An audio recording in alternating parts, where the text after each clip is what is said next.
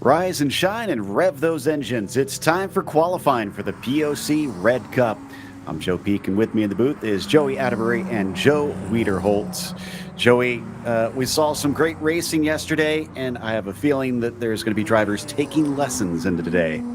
I think that's the whole key to the weekend is constantly be improving, getting quicker every single session out there. And yeah, you're right. Had a couple of races yesterday where I'm sure drivers learned a few things. We saw some aggressive moves. We saw a lot of cars wiggling around in some low grip areas with how fast the circuit really is. So I'm sure all the drivers took the notes, like you were saying, and are anxiously awaiting applying them out here on the track today.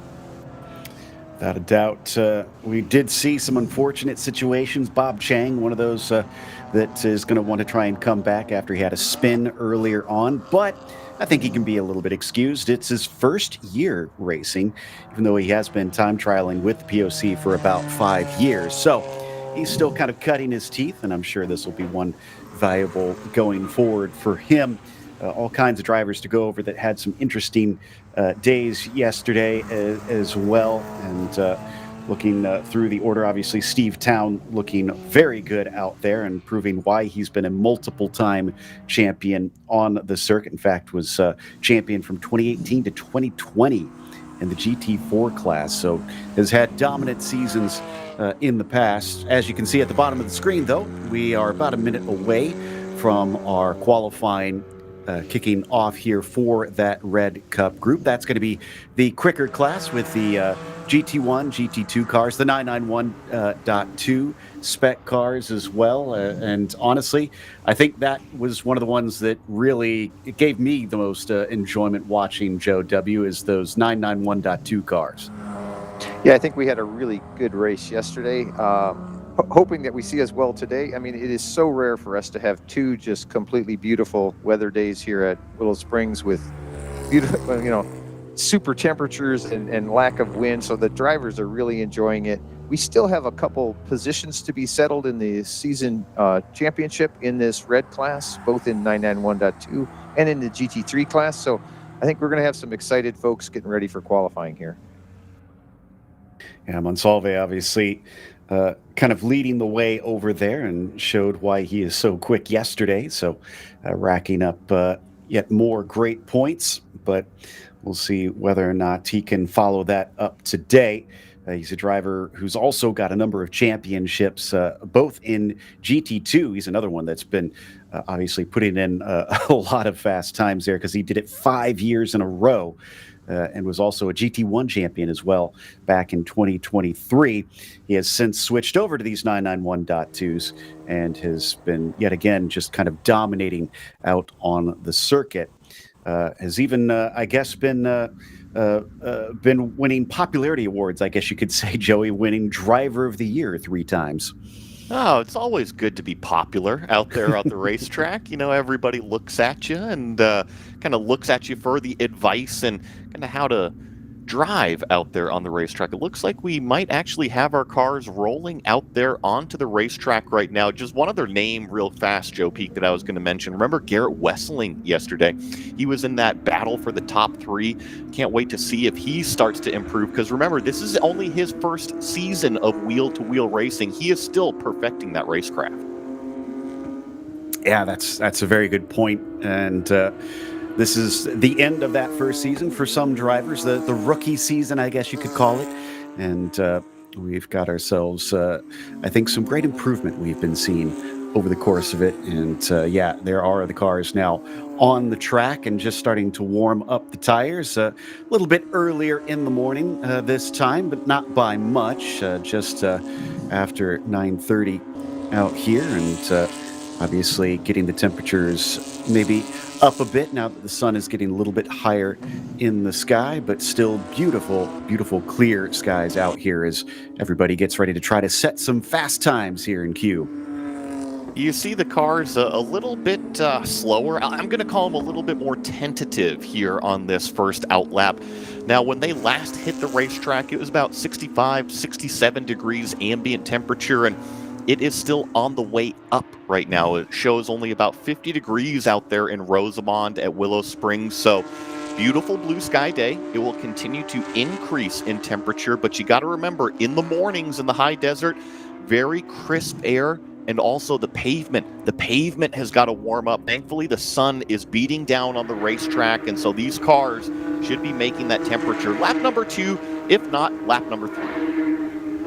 Now, I'm kind of curious, Joe W., with the way that they split up the qualifying, is there ever any advantage that you found in being going out in Group 2? Do you feel like, you can kind of see what markers have been set down, what's possible, or does it not make much of a difference?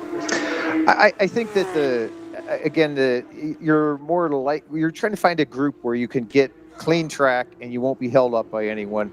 And so you'll oftentimes see like all of the 991.2 cars go out in the first group. They're all running similar times, so they're likely to just have, clean track in front of them and allow them to just focus. Plus they might have a rabbit that they can chase. The advantage to maybe going out in the second group is often it's a smaller group. You might be able to go out first in the second group, say in the 991.2, and just have complete clean track in front of you. So either can be an advantage, but generally you'll see most of the drivers, you'll see the 991.2s go out in the first group and the GT3s in the second. They're just trying to maximize their chance to not get held up by someone during their qualifying run, because you only have one or two really golden laps where the tires are at the right temperature and you're going to set your very best time. We were talking about Monsalve being a popular driver. He's not the only one. Dwayne Selby, who's one of the first to set a time here, has also won the Driver of the Year award twice, once in 2016 and once in 2023.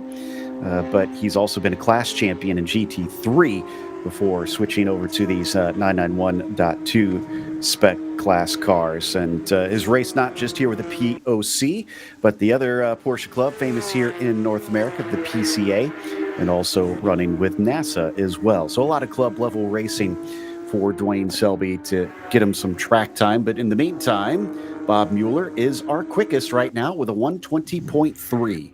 Yeah, I was just about to mention that number 128 car, because remember yesterday, it was actually a little bit of an oopsie-daisy at the beginning part of the race, the beginning couple laps of the race for Bob Mueller, and then he was just kind of playing catch-up from then on out. So I'm expecting faster things out of that number 128 today. After all, he has been racing with POC and PCA for several years. I think one of the really cool parts about this group, Joe, is that not only are they out here racing these cars that you currently see them in on the screen, but a lot of them have kind of graduated up from other Porsches. Bob actually has a 1985 Porsche Carrera that he raced exclusively for 6 years, and he really contributes all of his racing skills to learning in that momentum-based car, and then he moved up to the Cup cars. I love that he brought maybe something considered a bit more vintage. Do you get a lot of those out on the track during these weekends, Joe W? Are there some classics that kind of crop up here and there? Absolutely. I mean, you'll see mostly modern generation cars, but we'll definitely see some cars out there from the 80s. There are still some air-cooled cars running. Occasionally we'll find one that is, I'll say, amazingly competitive. It's just been tuned throughout its life history and still can run competitive in these, in the power to weight based classes. Another driver that has raced in some of those older cars was honestly Darrell Troster, although I think at the time it wasn't considered old because he started racing in 96, but it says his first car was a 95 944 turbo that he took to competition.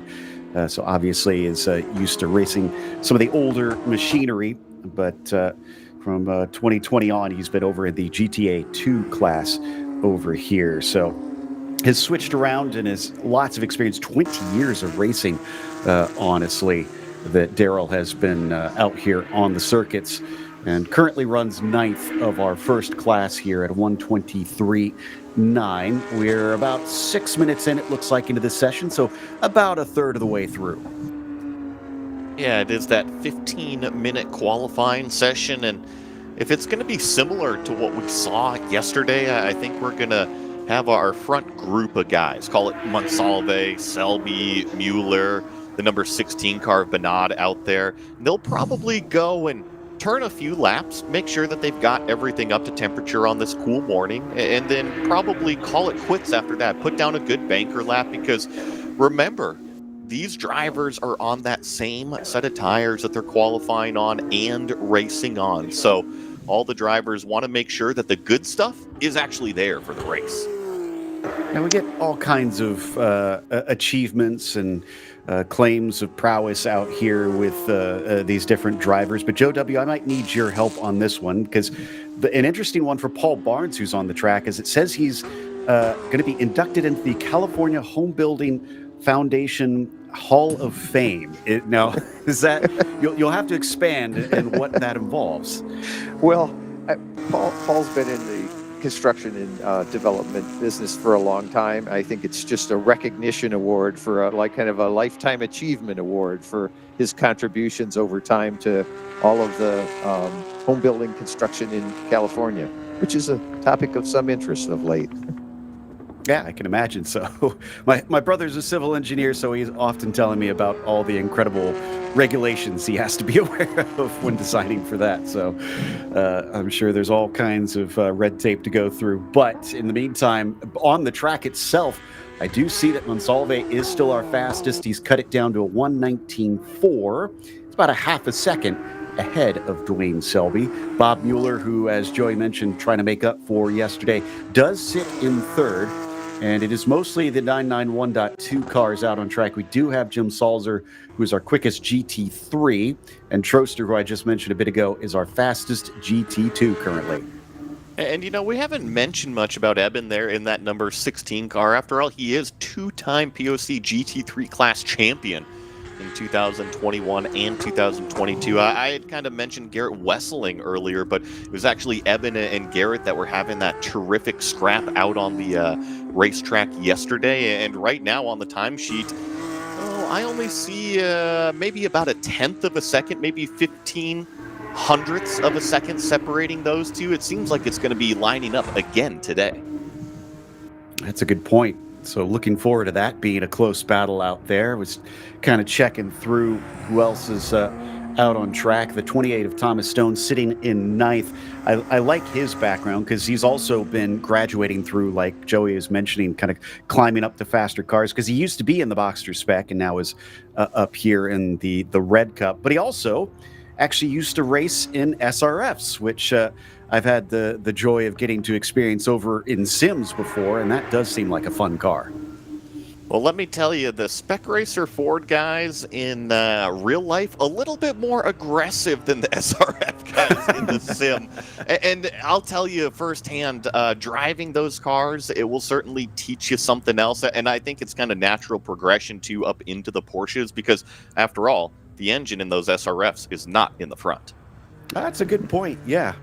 I have to imagine it shares a few qualities in that sense. So, yeah, that's kind of a neat one that I'll have to keep in mind in the future if we see anybody else taking that. As a couple drivers are now behind the wall. Looks like they have wrapped up.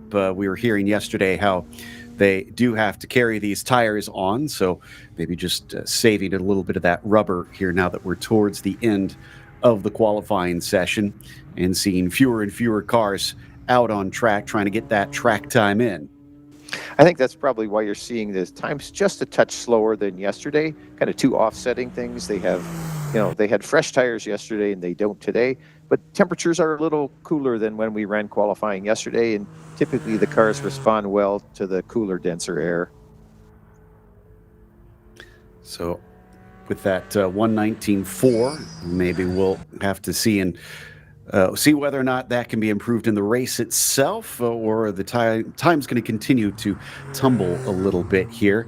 We do still have what looks like roughly 4 minutes left in qualifying, so if anybody does want to continue plodding along, obviously they will be allowed to until they throw that checkered flag. Then we'll bring in the second group, and that's not the end of qualifying. If you're looking for more fast laps out there, the Orange Cup will be shortly out after this Red Cup qualifying and take to the track. Then it's off to two races today to wrap up the weekend, one for the Red Cup and one for the Orange Cup, as drivers will try to take their last opportunities to try and get some results.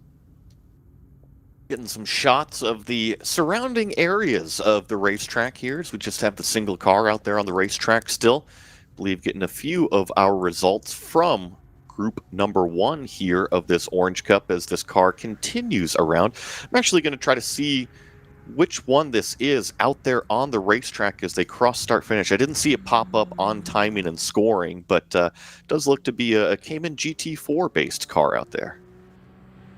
Yeah, it looks like the checkered flag was actually thrown just now. So I think our timing just a hair off. So they are ending the session and wrapping it up. And there is the overall standings as well, with Monsalve still your quickest, followed by Selby, Mueller, Benate, Wessling, Predeshu, Gorski, Salzer, Stone, Troster, Barnes, and Pritt. But again, this is just the first group. We are expecting that to switch around once we get the second group in. Just got to patiently wait for everybody to get back out there on the racetrack. I do want to give major props to everybody out there at the facility because they have been extremely prompt on the timetable. Doesn't matter if it's here or when we were over at Buttonwillow earlier in the year. I think the POC Club is doing a tremendous job to make sure that all their ducks are in a row. Yep, and obviously the drivers want to get out there as quickly as they can. I'm sure they're all itching to get onto the track and get some more time behind the wheel. So I'm sure we'll see this line of car for Group 2 head out here shortly once we get this last car in, and there they head back into the lane. In fact, somebody was in pits, it looks like, and they're also going to shift that car behind the wall here in just a moment. So second group going to be taking to the track now here in moments and try to see if they can improve on what has been laid down as they are released and sent back down the correct direction onto the circuit. And these, like you heard Joe Peak say, this is the second half of the red group. Now, we're not going to see as many of, call it the 991.2 cars. These are mainly going to be more of the GT3 cars, GT2 cars, and then Joe W., how far do we get down with the power to weight ratio here in red group? In red group, this would include down to GT4. I don't think we have any GT4 class cars here today, but yes, the red group contains GT1 through GT4. I think you'll only see GT3 class cars out here today, and nobody in GT4. One of those that's back out on track after yesterday is Jim Steedman, another driver with tons of experience. I actually don't have an accurate number. He just says 20 plus years racing with the POC. And has been both in GT4 and SCR classes, but I'm sure he has plenty of knowledge to pass on to drivers around him, having had lots of time out here with the group. This is actually, I believe, the 70th anniversary. Is that correct, Joe W., for the club? That is correct. The club was founded in 1955, and so, yeah, we celebrated our 70th anniversary this year. Oh, congratulations, and really a testament to the enthusiasm for Porsche fans over here in the U.S.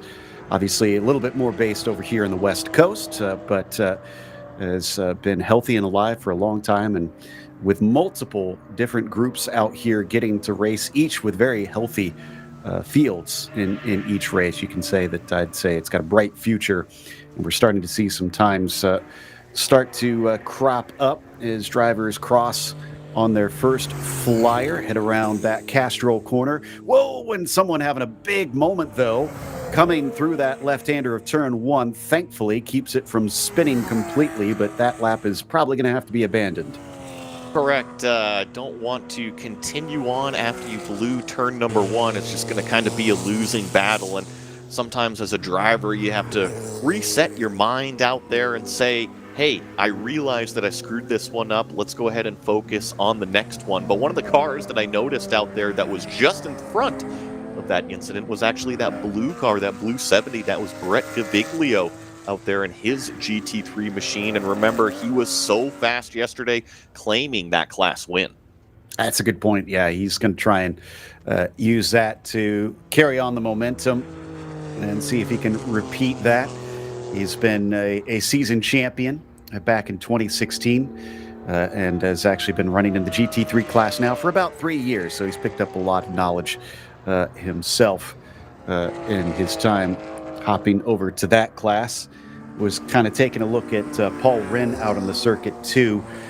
Not one that I've seen as much out here with his experience, which is a bit of a surprise, although maybe drivers just haven't been letting us know about that as much, Joey. But previously raced in karts, and that is, I guess, becoming less and less relevant, I guess, jumping up into tin tops.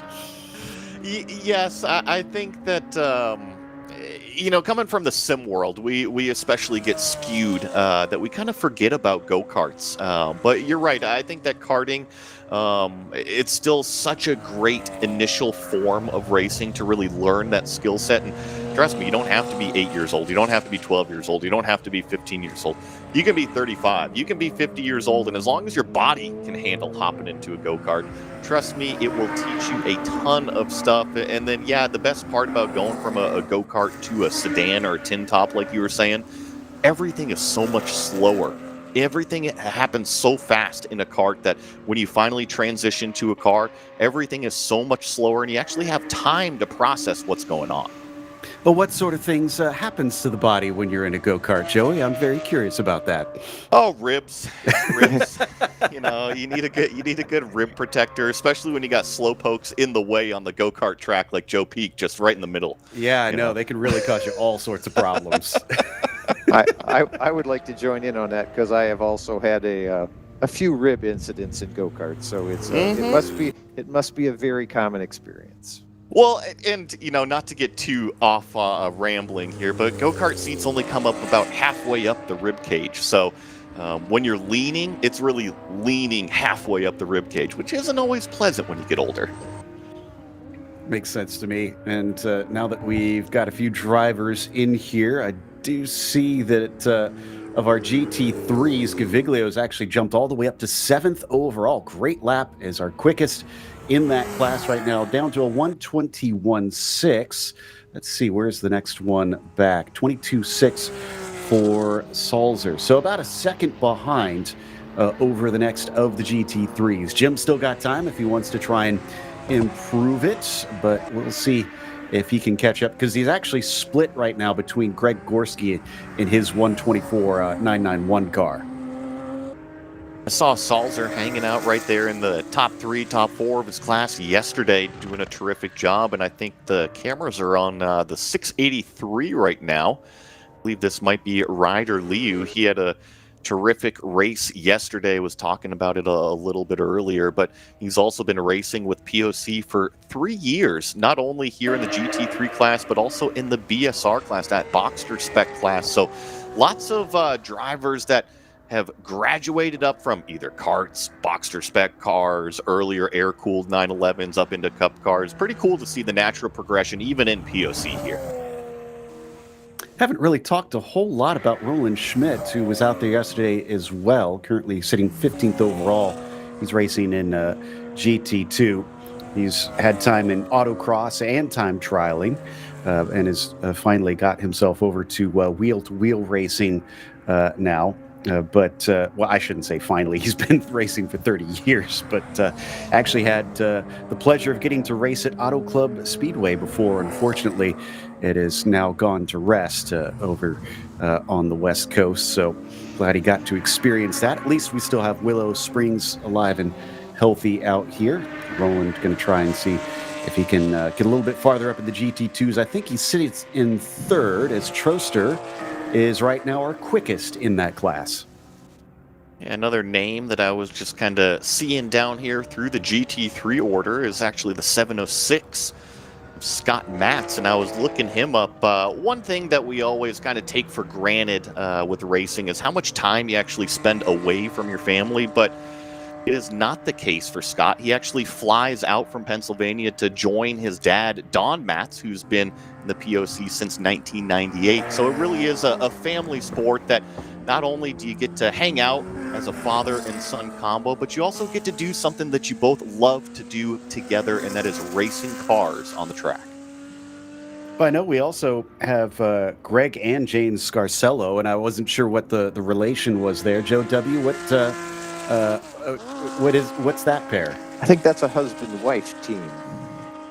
Excellent. And I mean, that is even more cool to me that to be able to share that. I don't think I would ever get my wife to drive a race car, if I'm honest, as much as I would love to. But that has got to be Is that for fear of the timesheet? In this case, shockingly, no. Yeah, I can't get her to put her foot flat to the floor in the sim, if that tells you anything. We can get her there. We can have her beating you around the track in no time, Joe. Yes, I have no doubt about that. But looks like we got a number of drivers who felt like they can't beat their time because they are now pulling in. And considering we're getting up to about 22 minutes into the session as a whole, and we're about 4 minutes early before, I wonder if that might be it. In fact, yeah, we on our screens we're now being shown the qualifying results here. So it looks like Trost are going to be our quickest of the GT2s. Gaviglio our fastest of the GT3s, although a few cars carrying on, so we're not completely done yet. And Radu Liu following him. Over in the 991.2s, we've got Mike Monsalve, our fastest over in that group right now of those 8 cars that have put a lap down. And Mike is also the quickest overall so far of 21 cars that have managed to set a time. Again, going to be plenty of vehicles out on track for a 2.5 mile and only 1.5 minute, less than 1.5 minute lap time. Looks like over in the YouTube chat, we've got a fan of Keon Tendon. Remember him yesterday? He's actually going to be hitting the track here in this orange group in those Boxster spec cars. But great to see fans out there watching the action from Willow Springs, be it live stream on YouTube over there. And Joe Peak, you remember Keon there in that first Orange Cup race that we had yesterday? He was up there battling inside the top 3 before unfortunate mechanical issues struck. Must be getting a good Wi-Fi signal out there then and be able to watch in for this one before he has to hop in the car. So a welcome to Keon, and hoping we'll get to call some good action for you in a little bit later. Make sure and take some notes on these cars, see if you can pick up any tricks in the meantime. And will we get a flag for either of these vehicles yet? It looks like no, they're allowed to carry on. So we do have some time to allow for them to try and improve or at least find a few notes on the circuit in these last few, what I imagine are reconnaissance laps by this stage. I think that it's just all about getting in the rhythm. After all, we do have to remember that these drivers are still perfecting their racecraft, still perfecting their racing lines out there. So if they have questions of, well, you know what if I set the car up maybe drivers left here going into turn 3 by a car width, or maybe if I'm a little bit further drivers right as I go down the hill here into this turn 5-6 complex, what happens? How does the car react to that?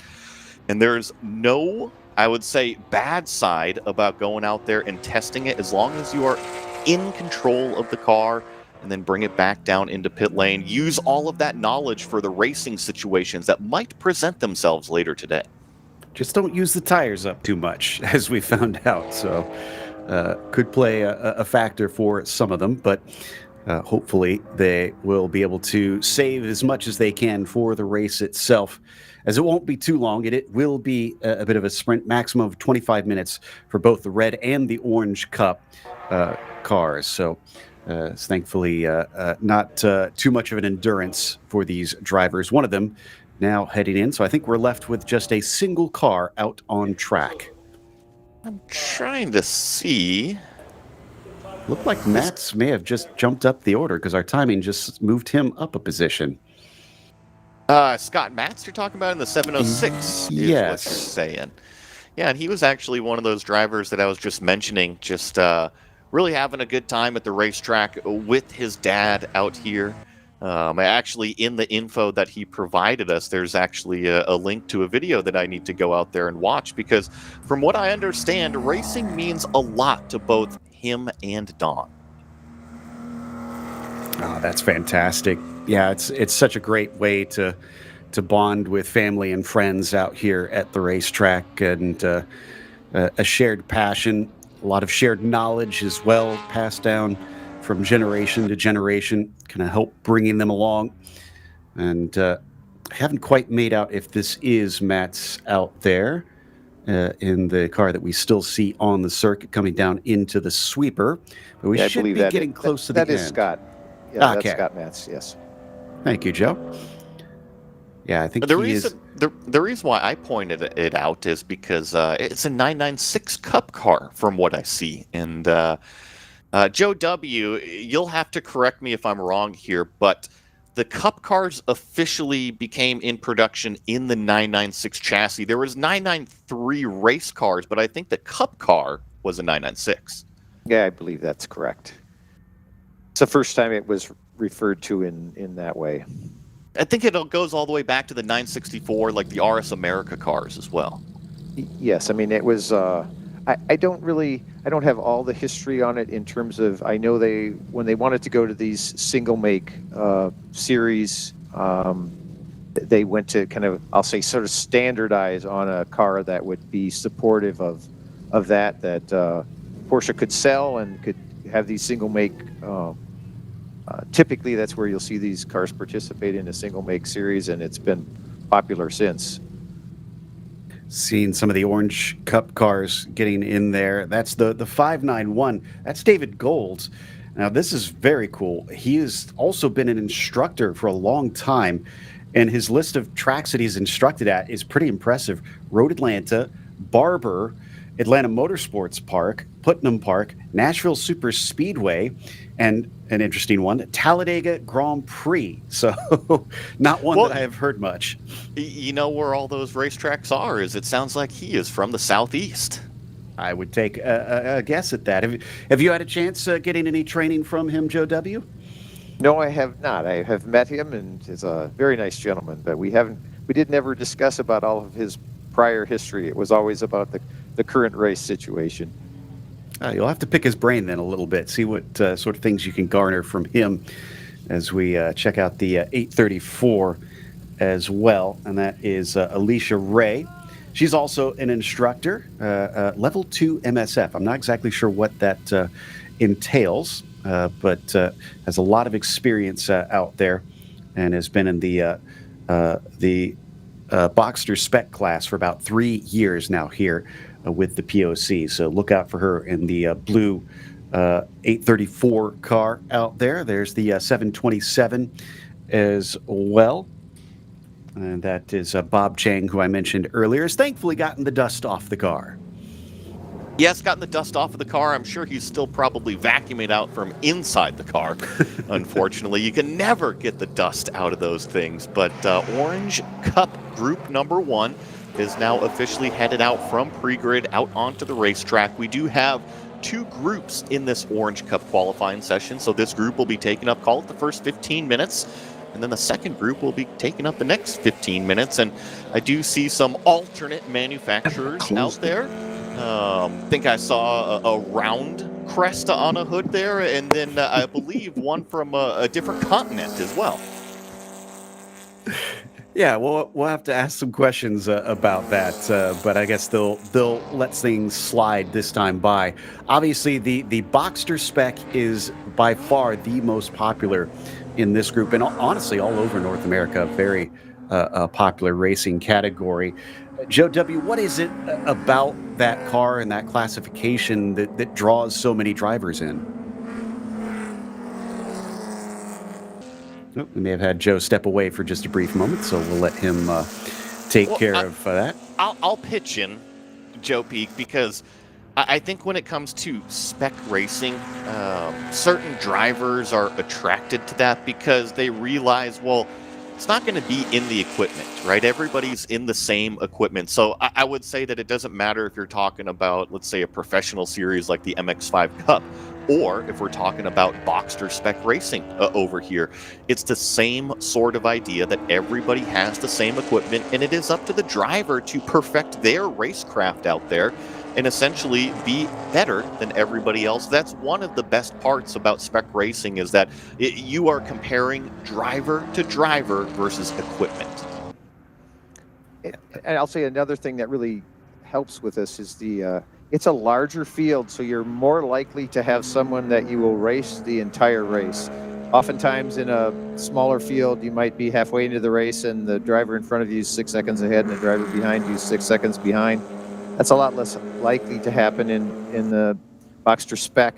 You're more likely to have somebody that's on your tail or you're on their tail the entire race, which really adds to the experience.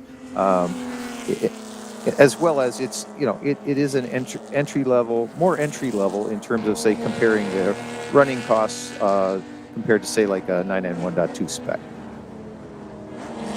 So a lot of things going for it sounds like. And it sounds like a bit of a snowball effect as well. It's more drivers there to compete against, so more start to show up, and it just feeds on itself and never seems to be lacking participation. And it's not just that we have the Boxsters out there running. We also have a GT7 class and a GT5. One of those GT7s is Mike Porteous, who also runs a few other spec series, including Miatas, which we heard Joey mention. So again, seeing some similarity there with drivers kind of looking for that even playing field, and maybe sort of a good entry-level playing field as well, where the costs can be nice and low and allow you to keep getting out and racing without draining the wallet too easily.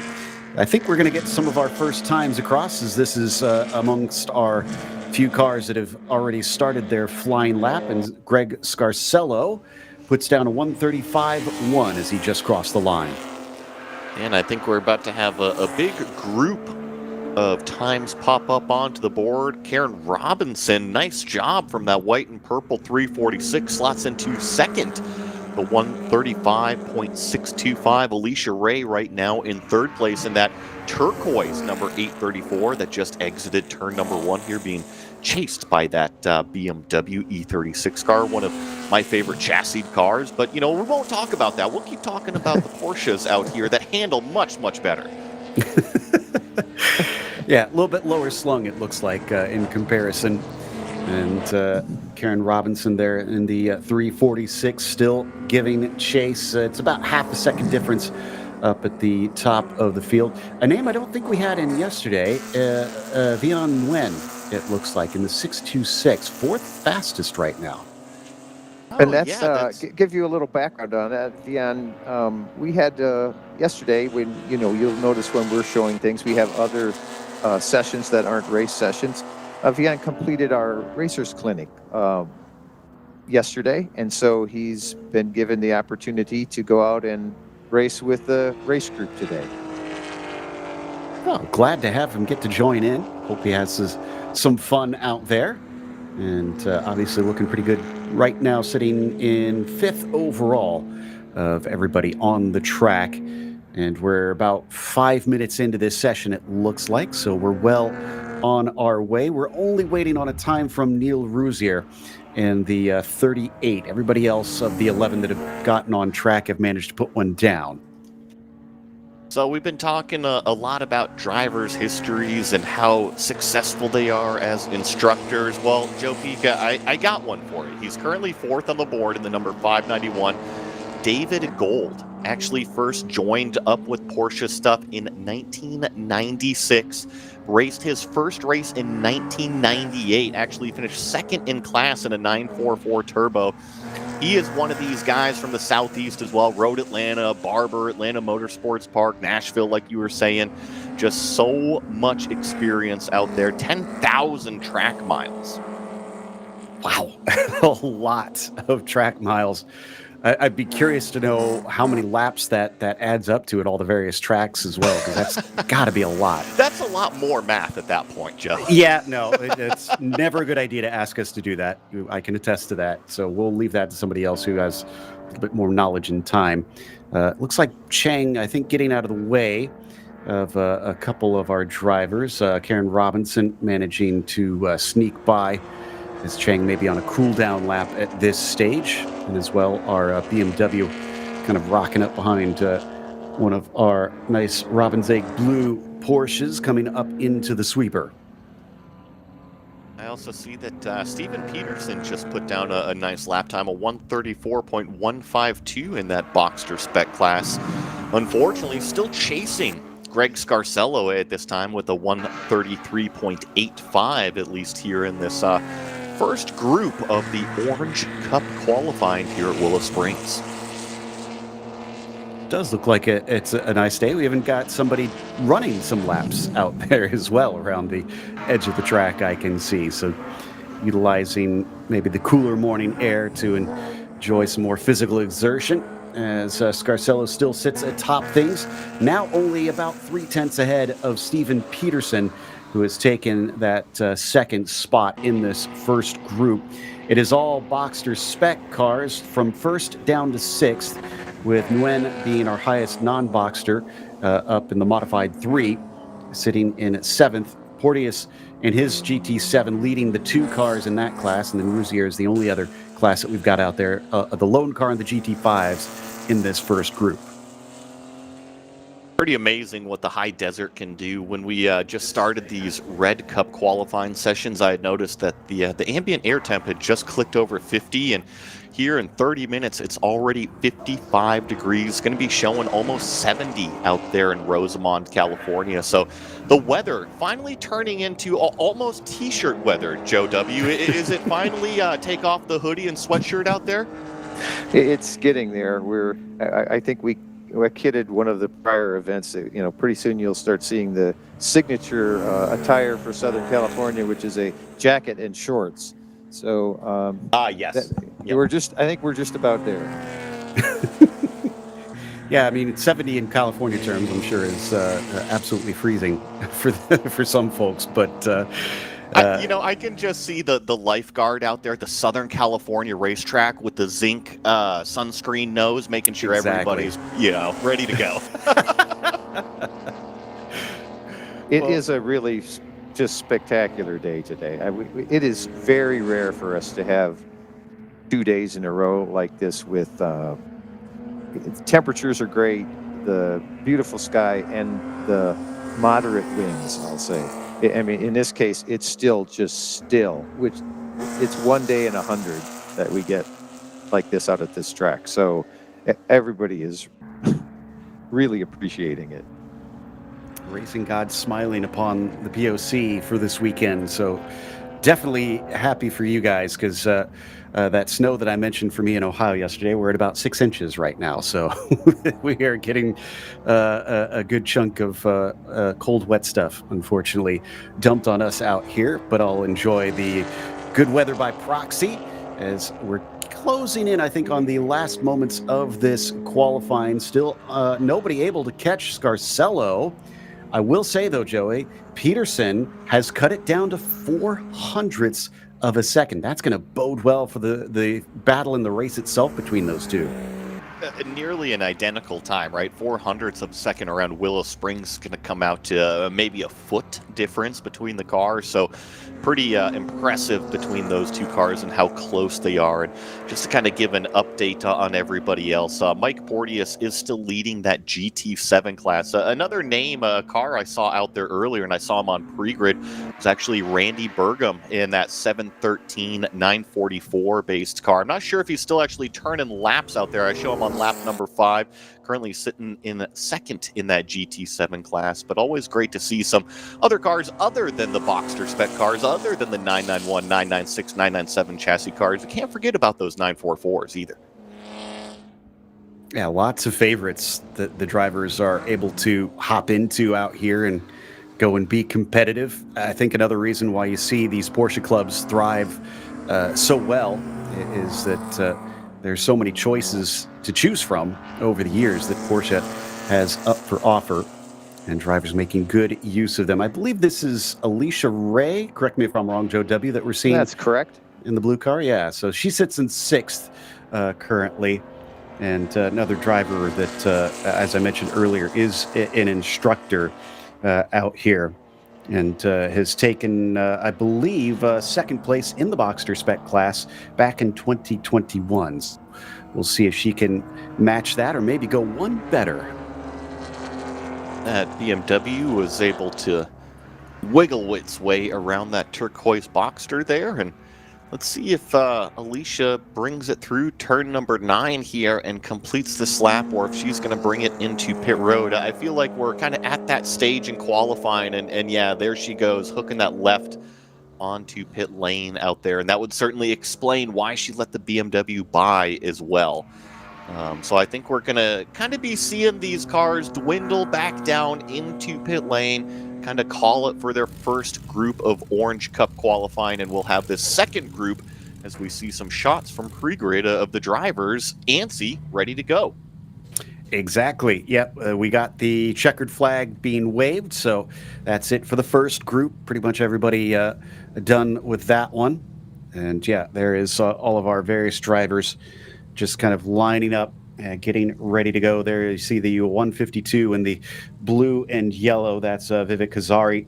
And he has been racing for about a year, but is very familiar with Willow Springs. He's part of the motorcycle club and has even been on the 550 Superbikes and the 400 modified as well. But he is also the current director of the POC Performance Driving School. So someone else with a little bit of authority out there. I saw that we had the green 401 on screen just a moment ago. That's Matthew Hatley, and actually graduated up from that BMW that we saw earlier out there on the racetrack. Not that exact same car, but he was driving E36s and actually joined the POC back in 2019. Got bit by the bug and joined as a racer just a couple years later, and of course has his racing license and is out here racing that 401 car. Coming down the order over to Maidment, who looked so quick yesterday, easily spotted with that sort of neon green with the maroon red on his car. He's going to be trying to fight hard to keep drivers like Liu behind him as they now take their way to the track. Looks like we are done with Group 1. We are now officially into Group 2. I think I saw that 440. I believe that was Airman. Recognize that number from yesterday. I think I see John Momeyer also going out there on the racetrack, current POC president. He'll be out there, as well as getting some more shots of these Boxster spec cars, as well as the GT7 cars out there as well. Have a good group. Yeah, nice healthy field once again. And can't even see that one with the digital camo. Well, it'll be hard to spot in the mirrors, so it'll be to his advantage when he's on the attack. It's just about everybody on to the track. I believe yesterday was at 24 or 25 cars. It looks like I'm seeing 23 going by our timing line here as the second group now gets onto the circuit. We'll ride on board with John Momeyer, getting a few more G-forces than he does with the sim.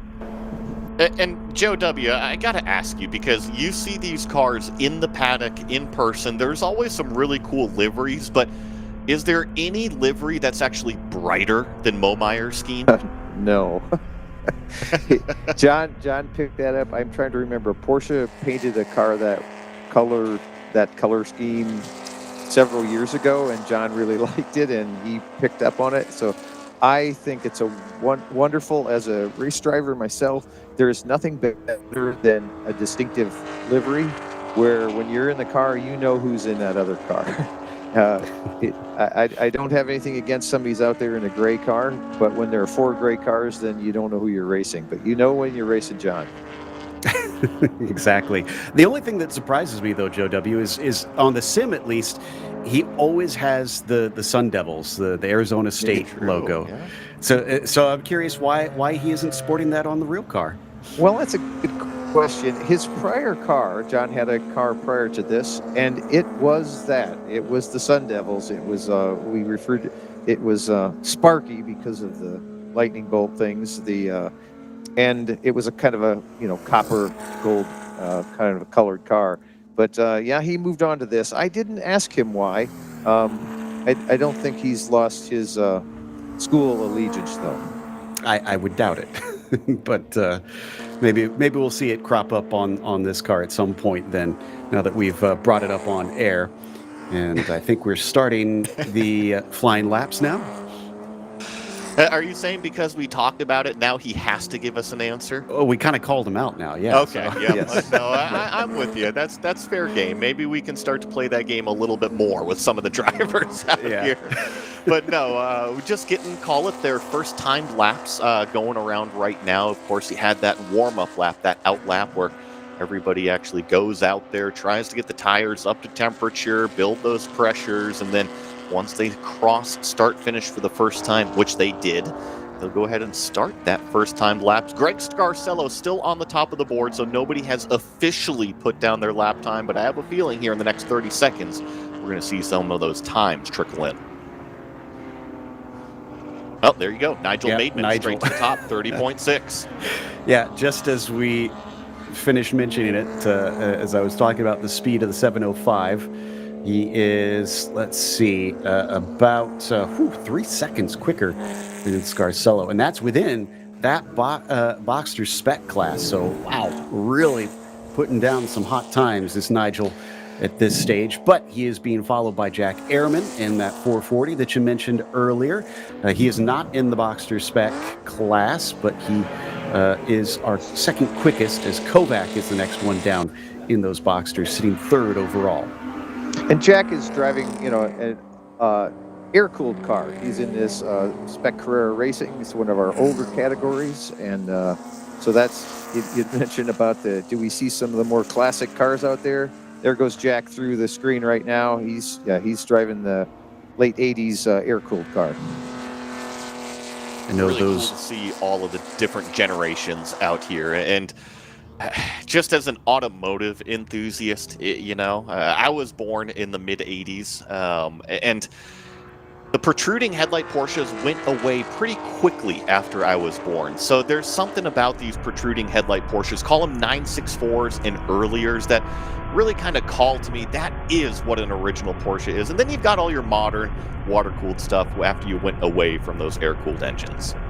Well, don't worry. We'll get a cane and blanket for Joey on his chair here in a second. But it's, right now, I'm kind of keeping an eye on Hatley to see if he can jump up from third in his class in the spec Boxsters, because he's also kind of surprised. He's raced in BMWs as well, but he's not the one that we've seen in those BMWs, as he's been out here in the POC for some time, about 6 years now at this stage, but looking quite competitive currently on the podium, at least for his class. Seo as well gets himself up into 8th recently. And I just saw Rouzier and the 38 car jump into 11th. In fact, all 23 cars have now set a time, at least one lap. I think the one that I'm really looking for, and maybe Joe W., you can help us out here, is Siderman. I remember that he was having some great battles with Nigel yesterday. Is Mateo still around today? Well, Mateo had a mechanical at the end of the second race yesterday. Clutch slave cylinder issue. Tried to replace it overnight, but wasn't able to get that done, so he will not be running in the race today. Sometimes just the nature of the beast in racing. That stuff just happens, and unfortunately, with this being club racing, not everybody has a huge team and a huge truck full of parts, so that can end your weekend prematurely, unfortunately. And I think we're getting a little closer towards the end of this one, as evidenced by cars now heading back into pit lane, satisfied with their lap times. But Joey, I knew it was going to happen. I knew it was going to happen. We're queuing this up right here with John Momeyer to ride on board for a lap, and it just so happens that whenever we need something from the racers out on the racetrack, they have a different agenda in place. I mean, you could guide us through the paddock if you really wanted. Okay, so you hook the left here, and then you're going to go to impound. I'm not exactly sure where impound is going to be. It looks like Momeyer's actually going to take it straight back to his trailer area. which is conveniently right here with the, I mean, that's the best grid spot in the world right there by the grandstands. There you go. I think he's got it all figured out there. Unfortunate timing, but maybe during the race we'll get a chance, if things calm during that, to ride on board and get a first-person perspective on how to be quick around this circuit. Still Nigel the fastest with a 1:30.6, and I think that was his most recent lap, although it was only his second lap. So yeah, he was out, knocked one down, and came right back in. I think that's to be expected out of Nigel. If you guys watched the stream yesterday with those Orange Cup races, he was one of the most aggressive drivers out there on the racetrack, really proved himself in terms of those opening couple laps and his racecraft ability. So I think when my picture of Nigel Maidment pops up in my head, that's what I picture, is the 3 wide going into turn number 1 and pulling off the pass.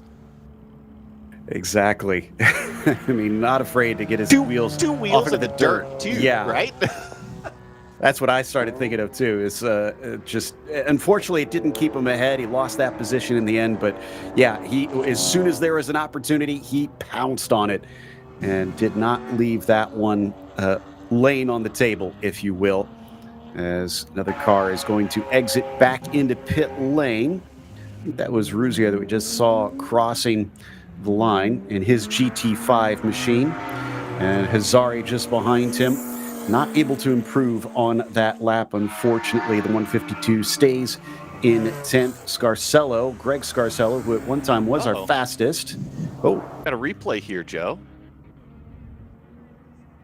And this, we'll have to see which car number this was, but obviously this is in turn number 1, and they were facing the wrong way on exit, so either a tank slapper or just a loose moment. Couldn't quite catch out that car number, though.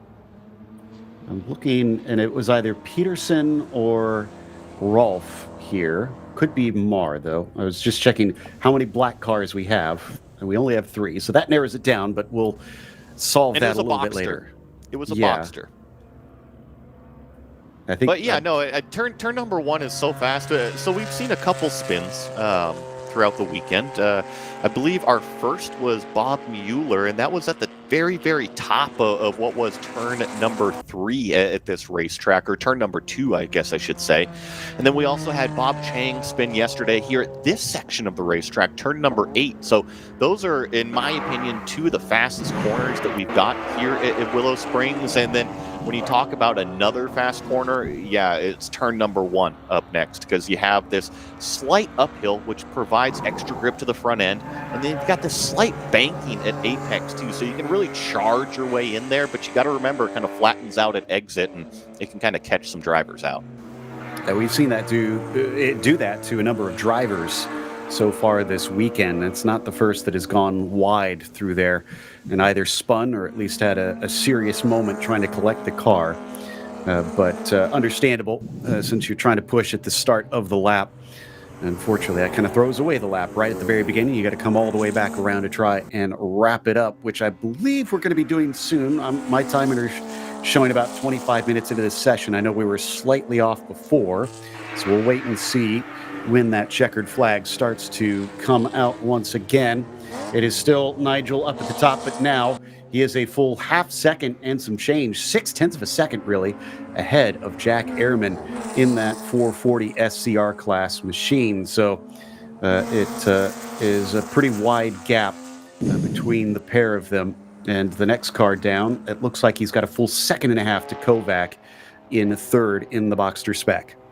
And Joe W., I want to bring you in here because I have a little bit more of a technical question for you. Now, we have a lot of these Boxster cars out here, and most of them are in the BSR class, right? That Boxster Spec Racer class. However, we also have Spec 2.7 cars out there, which are Boxsters. Do you mind explaining to the viewers what the major difference is between the two of them? Yeah, the major difference there, the BSR class is a 1997 through 1999 Boxster, which has a 2.5-liter engine. The Spec 2.7 is the next generation, so basically the 2000 through 2004 class cars with a 2.7-liter engine in them, as well as There are some transmission changes in there as well. So that's really the difference. It's I guess it's our recognition that we need to start. We set up another spec class for newer cars to make those cars available for people. We think that class will grow over time. The boxer spec class is super popular, but the cars are not getting any newer, and the parts and things are harder, getting harder to find. I don't see that going away in the next year or two or anything like that. But it's a recognition that we would like to have another spec class where we can bring in some of the newer generation cars and in a similar speed range. Again, entry level spec class to offer all the same characteristics as the Boxster spec. Right now, Momeyer and Hazari are going to be running in that class for this race. So a 2-car run for the win over there. And I believe John was able to win that last time. Ooh, did we just have a jump? Yeah.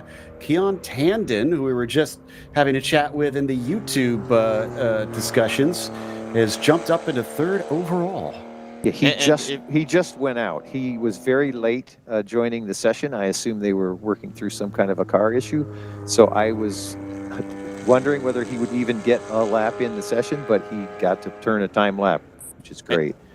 That's what I was just about to point out, is that was lap number 2 for Keon out there. And I saw the start-finish stand waving a flag, but I believe that Keon will probably be able to finish this lap. And why I think that's important is that his first time lap, call it a banker, a 32.0, right? That's still about a 1.5 seconds off of Nigel Maidment, and he was harassing the back of both Maidment and Mateo in those Orange Cup races earlier. So if Keon can complete this lap, I bet you it's going to improve. I'll keep an eye on it. As you said, if he crossed before the checkered flag, he is allowed to complete that lap. But we do have a number of cars out there, so it's not like last time where we saw a lot of cars dive in even before we got to the finish of the clock on this session. So we'll see if there are any last revolutions in our tower, as at least one of them is going to be coming in, watching to see if there's anybody who flashes up the order. And that was Tana that we just saw cross the line in his blue machine, but he did not manage to improve on 3rd place. Didn't manage to improve on the 3rd place, but did actually improve his time down to a 1:31.8. So now he's only about 1 second off of Nigel. So I think that as a driver, that's what you're looking for, right? You don't just want to go out there, turn 1 lap, and then get slower. I think that's good positive momentum for that 12 car. This means that Nigel Maidment will take the pole for our Orange Cup class, Orange Cup group, and Jack Ehrman will be starting next to him on the front row, with Tandon in 3rd, Kovac in 4th, and Hatley starting from 5th. As it says on our screen, our next race is going to be at 11:25 a.m. Pacific time. Red Cup is going to be kicking things off for this day, for this Sunday. It'll be race number 2, 15 laps for 25 minutes. Make sure and tune in for that one.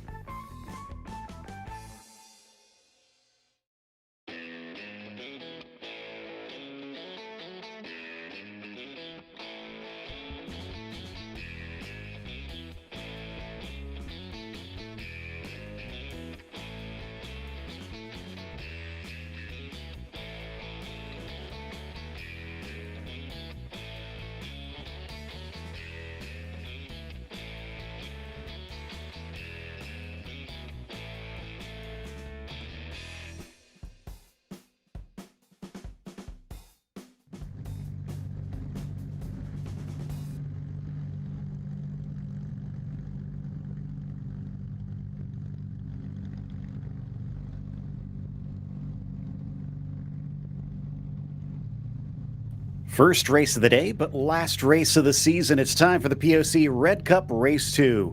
I'm Joe Peak, and with me in the booth is Joey Atterbury and Joe Wiederholtz. And Joey, like I keep saying, this is it. Last chance to try and prove yourself.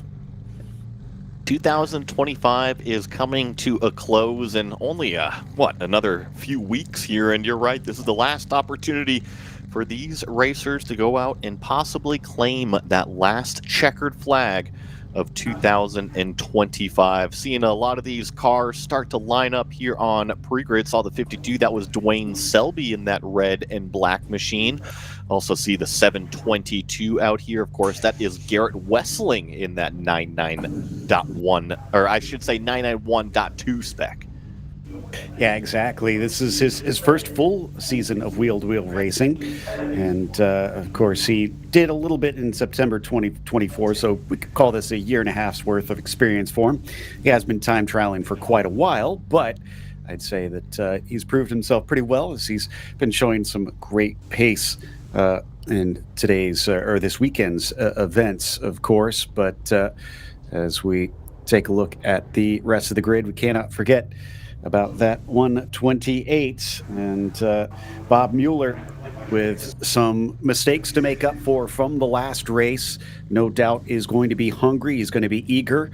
And from what we saw in the qualifying, he at least has not lost any speed after the off. There's the number 16 of Eben Benade.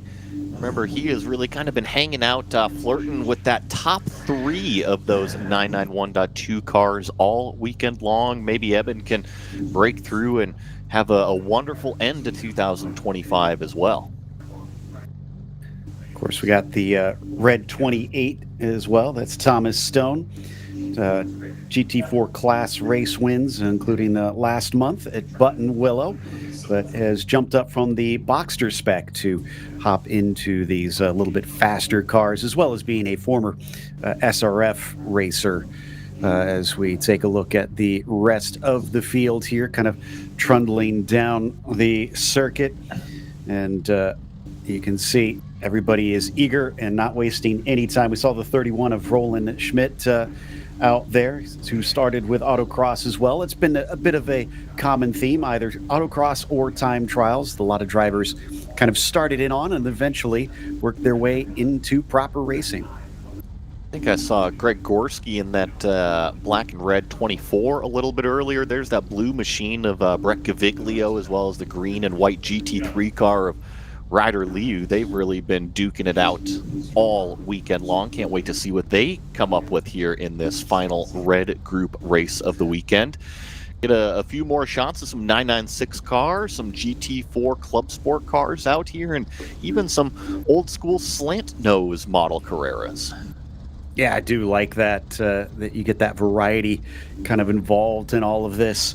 The 621 of Andy Sloan going to be joining them in the bright white car, as the 939 also going to be attempting to see what he can get out of it. That's Mick Janishak Jr., and he's been racing for about 3 years, just over 3 years by now with the POC. Also moved up from the time trials, was in the orange group over with the Boxsters, and then moved into red group just this year as we head out onto the track. Let's go through our starting grid with Mike Monsalve on the pole position. Dwayne Selby starting from the second spot on the outside. Then you've got Bob Mueller again looking to try and have a good race today. He'll start from third, as Eben Benade will begin next to him there in the fourth position. You've got Garrett Wessling in the fifth spot, and Apprentice will then begin from P6. In row number 4, Greg Gorski starts from 7th, as Thomas Stone, good enough for 8th in qualifying today. In row 5, Daryl Troster starts from 9th, and Paul Barnes will be in 10th, both of those GT2 cars. Roland Schmidt will start from 11th, while Brian Pritt will be in the 12th position. Row 7 has Brett Gaviglio there, racing in the GT3s. He'll have Ryder Liu challenging him once again from 14th on the grid. Jim Salzer, he'll be racing from 15th as Paul Wren starts in 16th today. Still in the GT3 class cars. Mick Janishak Jr. from 17th in Scott Matz to his outside in P18. Then from 19th, you've got Jim Steedman along with Frank Powell starting in 20th today. And Andy Sloan is the last of our 21 cars. I do see only 19 have crossed the timing line, it looks like, out of pit lane. So not sure if a couple were unable to find their way out to the grid today. You know, and just as these cars are kind of on the back half of their pace lap out here, another name that I saw because we saw his son earlier today. I see Scott Matz out there in that 706, that GT3 machine, of course, father to, Don Matz is out there as well as Scott Matz. It looks like they're both here in the red group. That'll be a lot of fun to watch, and as they get ready to go. They are lined up a lot earlier this time. Great to see, and just shows you how eager everybody is, as before they even get to the final corner, both groups are in beautiful columns all the way down the field. As usual, they have a split start in this series, so the drivers will be able to race with mostly other cars that are around the same pace, since they have multiple classes here. But of course, the 991.2s out there at the front going to be the quicker of the classes for the most part. They're off of the final turn onto the main straight, looking for the green flag. The last chance to try and prove yourself in 2025. Who is going to be able to come away with class wins here in the Porsche Owners Club? Green flag is out, and we are on our way down into the first corner. Monsalve trying to lead the way. Selby going to try and challenge him, coming up around the outside, but he just doesn't have the space as he flies into turn one. Monsalve holds on. And he'll have the inside line going into that uphill right-hander of turn number 2. Monsalve will lead that group, as it looks like we've got our second start about to take the green flag with these GT3 competitors as well. They finally stand on the loud pedal and fan out here on the front straightaway. That is Brett Gaviglio and Ryder Liu, the front row, as we dive down into turn number 1, wheel to wheel. Ryder Liu hanging tough on the outside. He's going to have the inside into 2. He had a fantastic start, and that gave him a nose ahead. That might make the difference. He's just about past him as they come up and around Rabbits here at the top of the hill. Has he got the job done? Yes, he does. Nicely done there from that green and white machine. He has been battling with Brett Gaviglio in that blue 996 turbocharged machine, and now he finally has the clean windshield out in front. Let's see what he can do with it.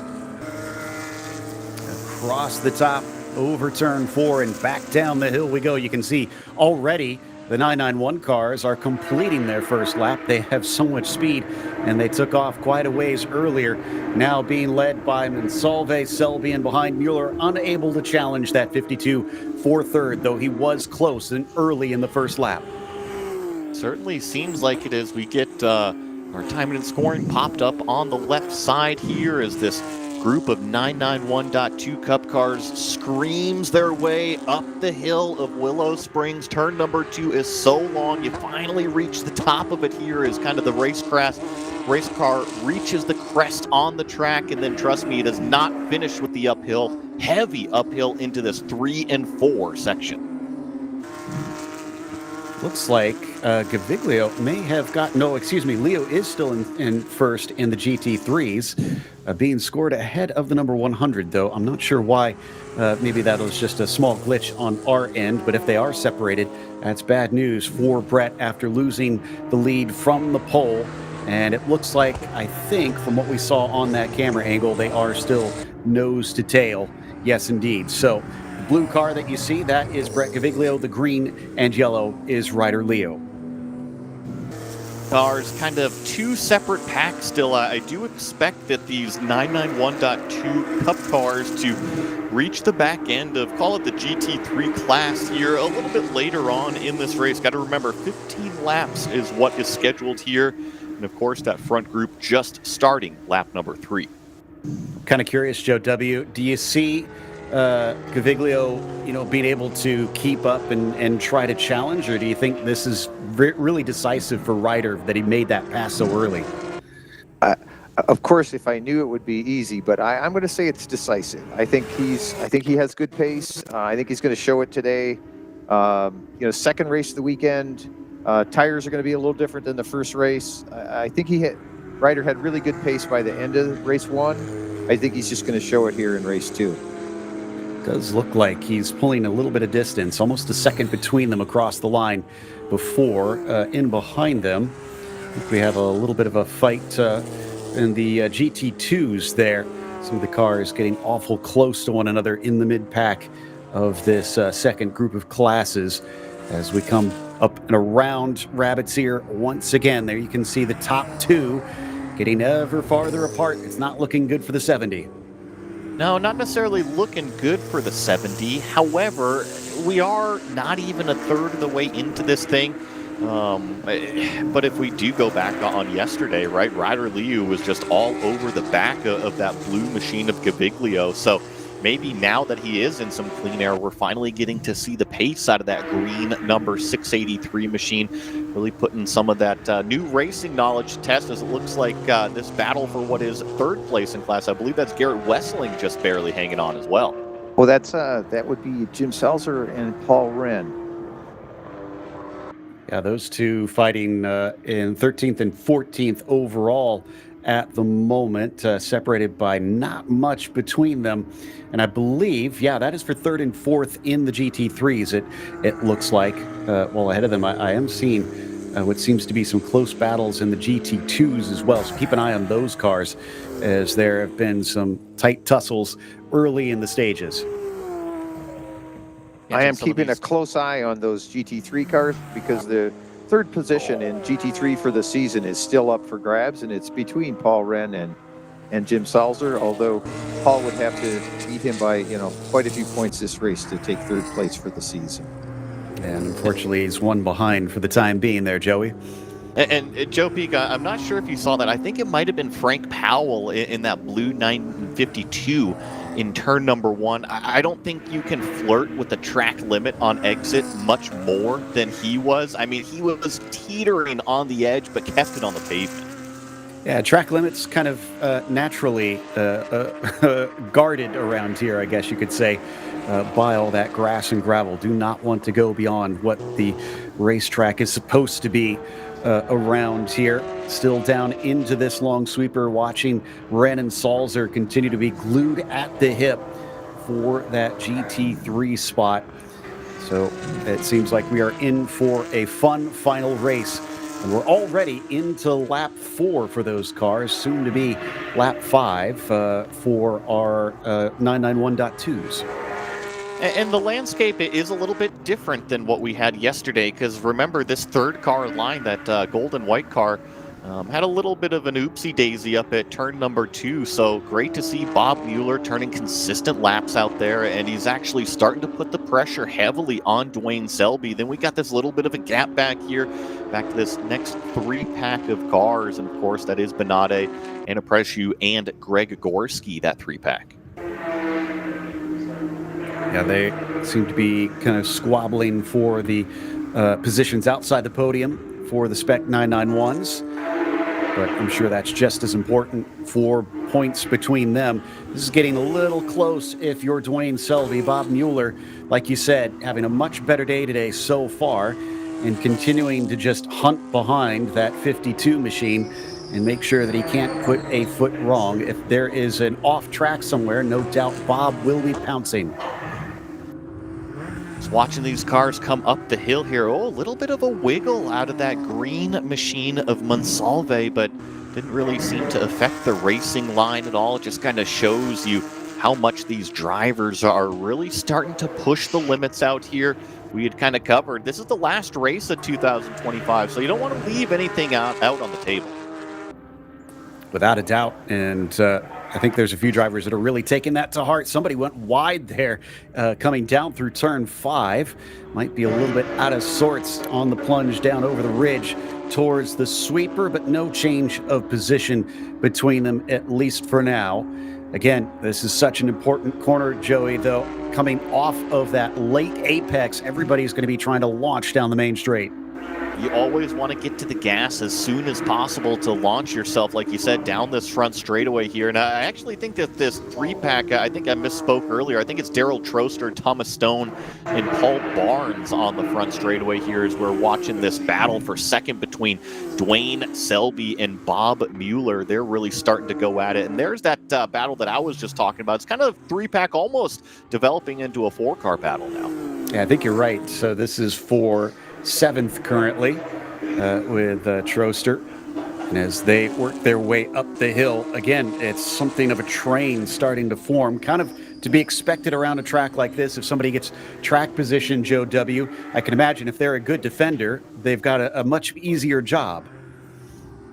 Yes, they do. I mean, this is have some opportunities here, but it is, you may be a little bit slower somewhere, and where you're slower, there's nothing the drivers can do to take advantage of it. And like, for example, if you're fast through turn 9 and you get a good exit, then that makes a huge difference on the lap. If you're a little slow through the turn 4, no one's passed you in turn 4. So it all depends on where you have pace and whether you can take advantage of your pace advantage. Already seen some lap traffic becoming involved as well, so that could be the opportunity that some of those drivers that may feel stuck have to lean on. Meanwhile, as we come back to the lead, a bit of an attempt from Bob Mueller, forcing Selby to go to the inside down into turn 1. He could try for the over-under, but that'll put him on the wrong side of the track here, down into 2. He does not go for that. He'll wait again later. But Joey, it's starting to look like he's forcing Dwayne to think twice. He certainly is. I mean, we saw it. Dwayne Selby right in the middle of the road going into the brake zone in turn number 1. And once again, kind of feinting over to driver's left side going into turn number 3. There is a brake zone going in there, so he feels that white and gold machine is close enough that he is going to cover off any sort of defensive line that he can do to prevent the pass from happening. The only problem with that is usually when you compromise your entry, it can compromise your exit as well. So you have a kind of this feeling of always looking in your rearview mirror when you're defending. Love seeing the fans with the cameras out as well, taking in the sights. It is something else to see these cars in person zipping past you around some of these corners.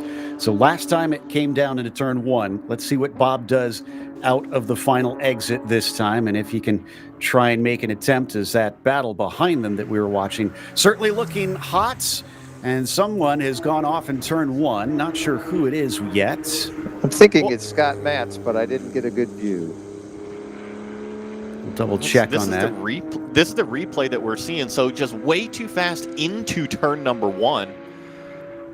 Oh, there it is. Happened very early in the corner. So I misspoke. I thought it was that white 997 going through, but he obviously made it through it. And yeah, Scott Matz it almost looked like a rear lockup on a downshift almost. And that would certainly cause the rear to rotate around like that. And then I think he might have deposited a cone on the outside of turn number 3. Oh, good catch. I didn't notice that until just now. So hopefully nobody runs over that thing, because those can do some damage. Meanwhile, Monsalve is having to be a little bit patient here. Here comes Selby, suddenly going from defense to attack for P2, as he's got an opportunity to overtake Mike. The 87 hurriedly trying to dispose of those lapped cars, and finally he is by. I think the one that's going to lose out, although I say that, I think he snuck around the outside, was Bob Mueller. He was that caboose in the 3-car train for the lead, and he definitely didn't want to lose touch with those 2 other cars directly in front of him, and I think he was able to make his way through. Somebody pulling into pit lane as Monsalve continues to lead this race.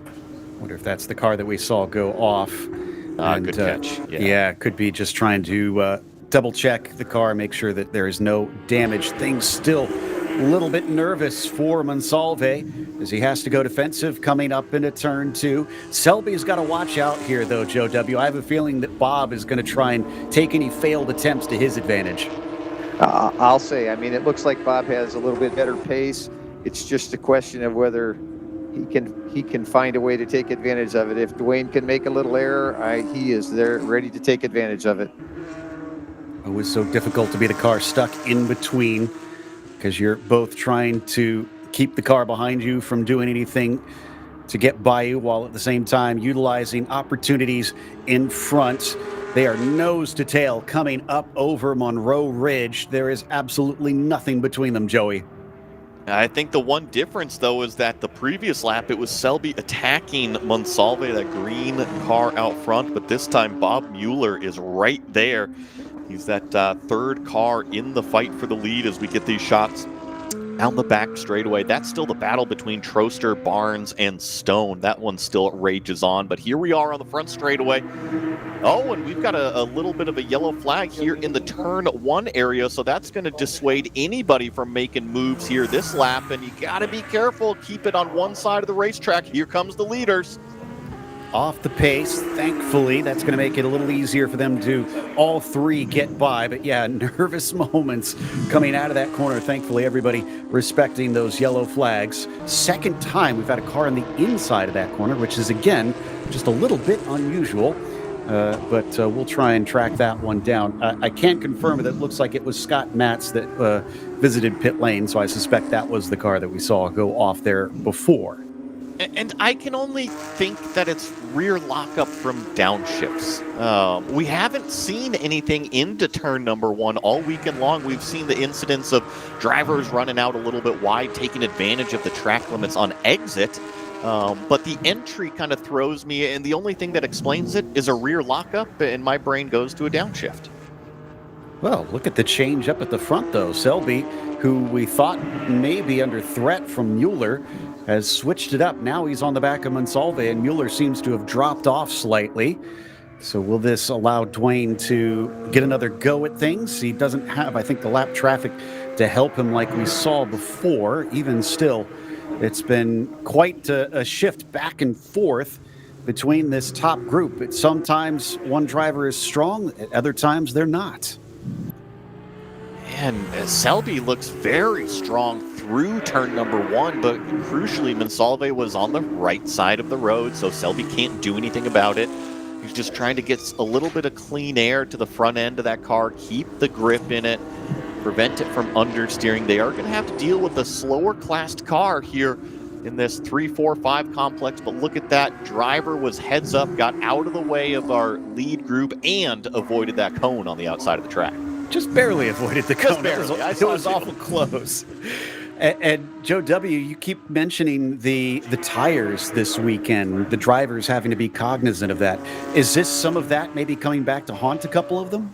Well, now's about the time when you would start to see it. I mean, we're far enough into the race. The tires are, when I say they're getting to the end of their life, obviously they're still useful tires, but you will start to lose some grip, and depending on how the drivers have used or abused them, we could certainly start to see that difference.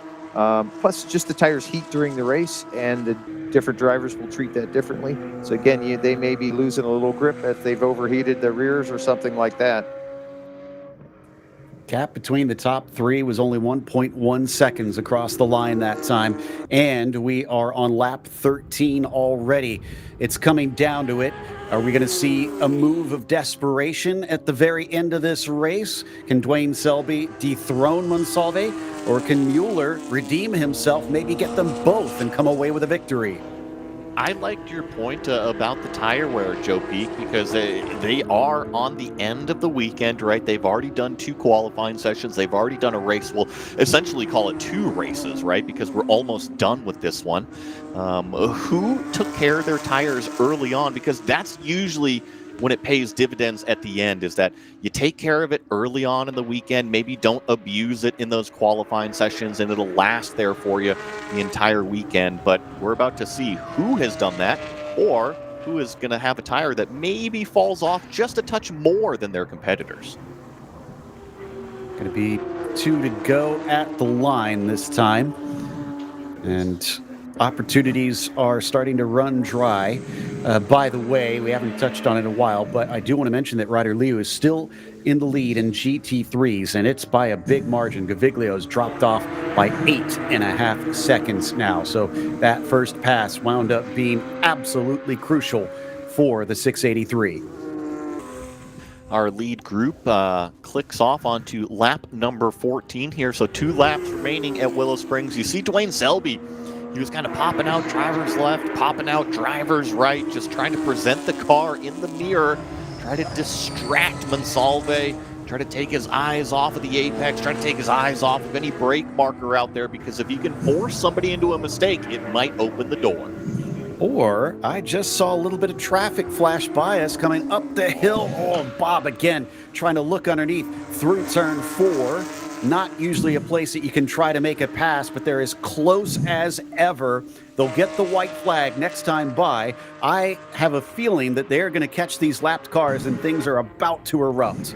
I mean, just look at this black and red car. The 52 is just in the tire tracks of the green 87 out front. Unfortunately, here on this end of the racetrack, 8 and 9, not really a huge passing opportunity, but you've called it out. It's that apex of turn 9 and the run out onto the front straightaway. Anybody get an opportunity as they get the 1 to go signal this time by.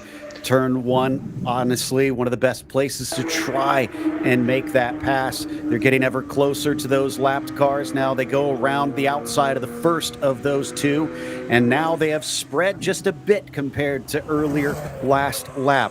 This helps out Monsalve, but it doesn't help out Selby. He finds Mueller ever closer. You're right, though. That green 87 can focus out the windshield. He doesn't have to look in the rearview mirror, while Dwayne Selby is going to have to play defense, at least through this section of the racetrack.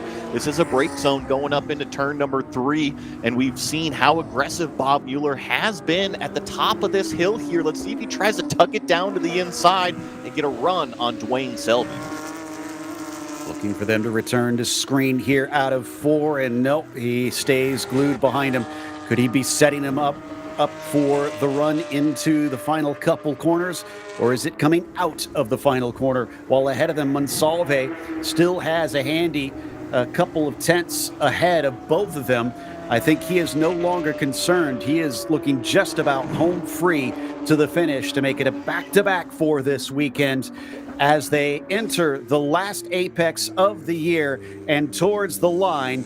It is Monsalve who has himself a good enough gap, a good enough run, and it's victory for the 87. Selby will hold on to second as Mueller is unable to pry it away. What a race to close out 2025 with this red group as we catch all of the other drivers heading across the start-finish line. I think the GT2 class lead is still up for grabs right now. That was that battle between Daryl Troster, Paul Barnes, and company as we see more of them cross the start-finish line and essentially close out 2025. And I think we have Troster coming up shortly. No, it looks like I haven't seen him cross the line quite yet. You, with quite a gap over Brett Gaviglio, I think is still sitting in a good position to claim an excellent win. Somebody going wide right at the very end of the 2025 season. A little bit of car washing to do potentially after the race is over. And Troster, Paul Barnes, I'm showing as your GT2 winner over in that class.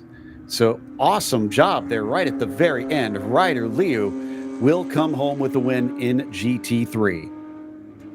I mean, what a race. I didn't see that one with GT2 in that last lap pass there. I mean, they were duking it out all race long. Remember, they were kind of that big second group behind our 3-pack of leaders out there. And I think that all these drivers definitely have something proud to look back on here to close out 2025 and something great to build upon for next year. Thankfully, with this being the West Coast, off-season should be relatively short, especially considering we're halfway through December already. And I believe they do have events in January already lined up. We'll talk about 2026 in a little bit, but it's time to go through our unofficial results as well of this last race for the Red Cup here today. Mike Monsalve, your winner with Dwayne Selby behind by 0.6 of a second. And then it's another 0.4 to Bob Mueller, completing your 991.2 podium. Benade was in 4th with Predeshu in P5, and then Gorski was 6th. Paul Barnes, your winner in GT2, was 7th overall. Daryl Troster was behind him. Ryder Liu, your winner in GT3. Thomas Stone finished in 10th with Brett Gaviglio in 11th, Roland Schmidt in 12th, and Paul Wren 13th. Vic Janaszak will be P14, Jim Salzer in 15th, and Andy Sloan in 16th. Frank Powell, P17, Brian Pritz in 18th, and Scott Matz in 19th. We do have some more coverage coming up today as our last race with the Orange Cup will be later on. That is live at 12:40 p.m. Pacific time. Another 13 laps for those cars. Make sure and tune in for that. We'll be back here at Willow Springs.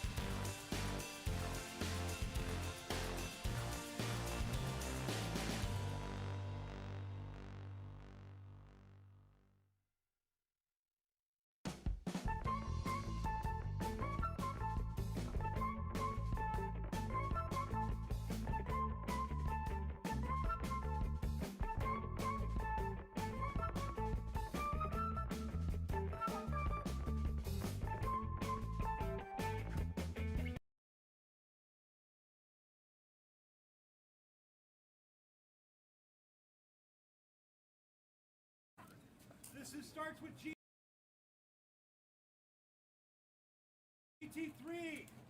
In third place, Jim Salzer. Yeah, second place, Ryder Lou. And first place, Brett Figueroa.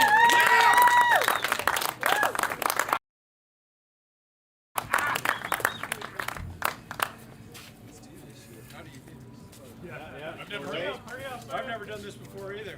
Watch your eyes. There we go. Jake, pull the cork off with your teeth. No, don't do that. Give everybody a chance. Come on, Lando. These expensive bottles just pops them out really easy. Come on, boys. You're on the clock here. Three. Good thing you're faster on the track. One. Go, go, go.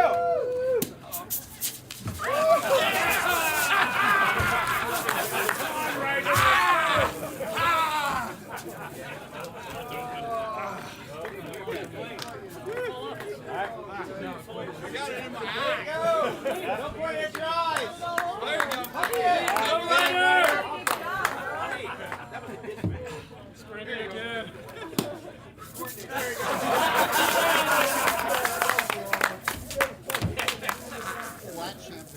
Alright, let him spray you. Come on. Careful on the way down. All right. And the 991.2. Good guys. Good job, guys.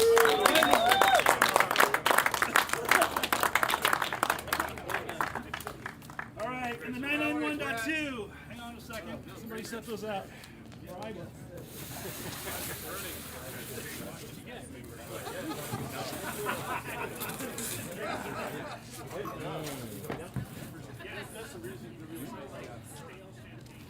If you didn't know, these standings came down to the last race today. There was 1 point difference between some of these. Third place, Anna Predescu.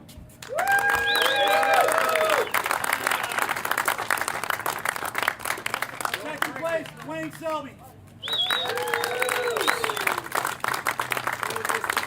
And first place, Mike Monsalve.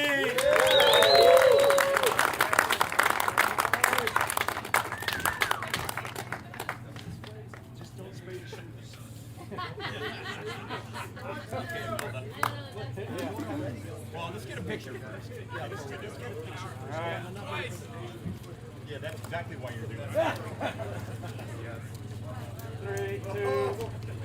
In all seriousness, let's get a picture first. I know. Let her get ready. Take his. Okay, now I'm ready for the Video, right? No, wait, wait. That's Dwayne's second bottle he's ever opened. This week. Today. All right, you guys. One for Brian. Jumping off. 3, 2, 1. Now you guys hold each other down. All right, do it.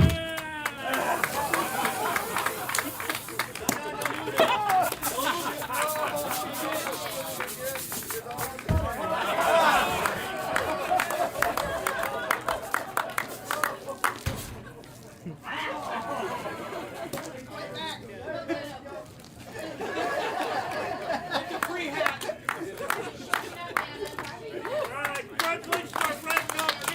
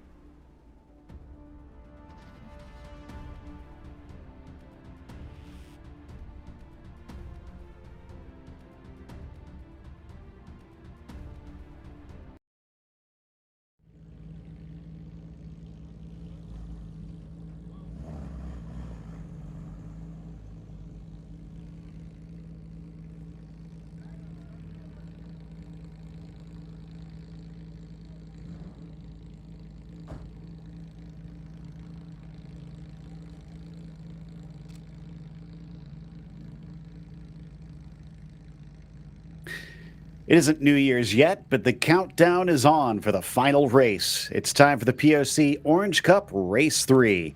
I'm Joe Peak, and with me in the booth is Joey Atterbury and Joe Wiederholt. So as we get ready, you can see drivers starting to get their helmets on and get ready to go here. Maybe if you a little bit feeling bittersweet, Joey, is knowing that after this, it's going to be a little bit of a break. Yeah, it is the closeout of the 2025 season. So this is the last time these competitors are going to be taking these race cars out onto the racetrack and be duking it out with their buddies out there. We always kind of consider them as rivals or competitors, but they are friends. I think that's one of the coolest parts about racing is that, yeah, we're here to win, but we're having a fun time doing it. There's Maidment's number 705. Obviously coming from across the pond originally before he came over to race over here. But he's also been a Spec Boxster champion in the POC previously back in 2017 and raced in the MX-5s as well with Skip Barber a little bit earlier in his career. And there is the number 12 as well, I believe one of the newer cars that we've got this weekend on top of things. The 152 heads on by.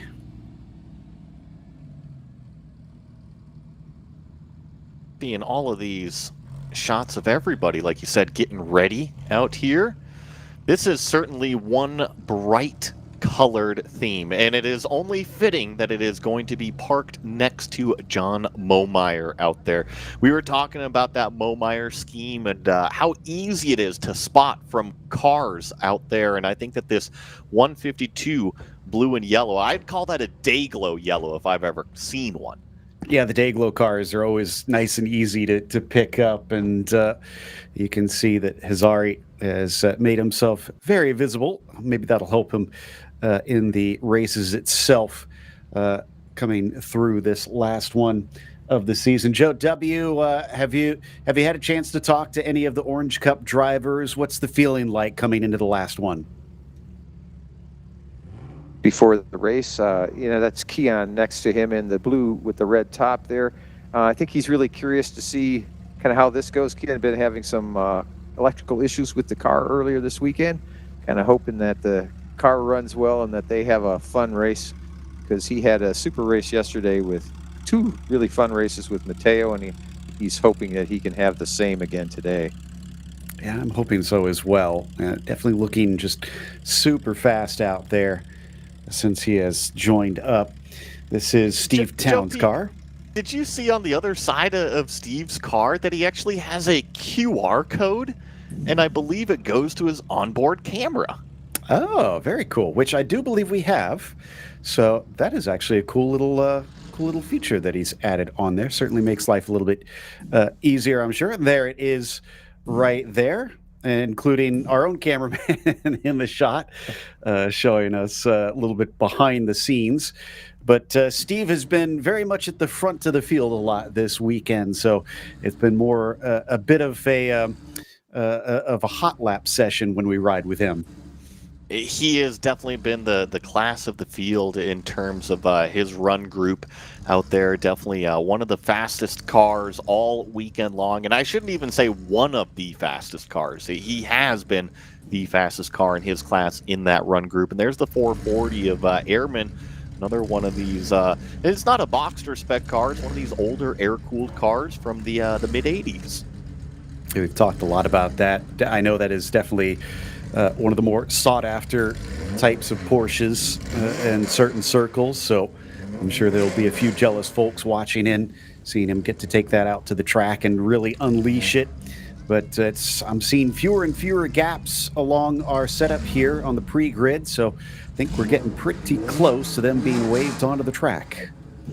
I think one of the exciting duos that got our camera on right now, that is Nigel Maidment and Keon Tendon. Remember, Keon just barely got that car out there in that orange group qualifying for just a couple laps and was actually able to put it right behind Nigel Maidment on the grid right there. It'll be fun to watch those two as well.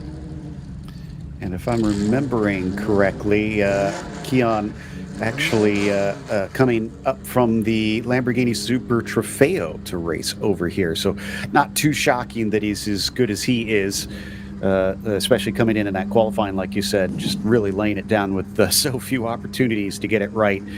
Set some high expectations, but I have no doubt that Nigel will be up to the task, especially since we saw what he was like on the attack going into the first corner last time out. Let's see what he's like on the defense.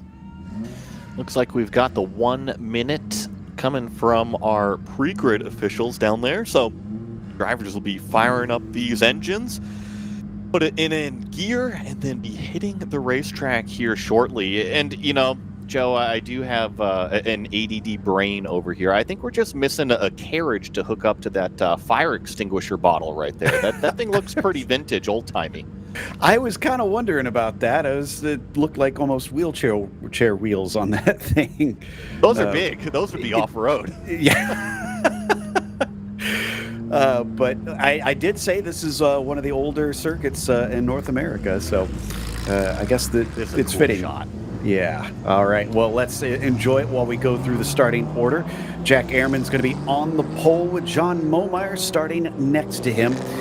Then from P3, Vivek Hazari will be next to Neil Rouzier in fourth. Row 3 sees Nigel Maidment on the inside of Keon Tandon.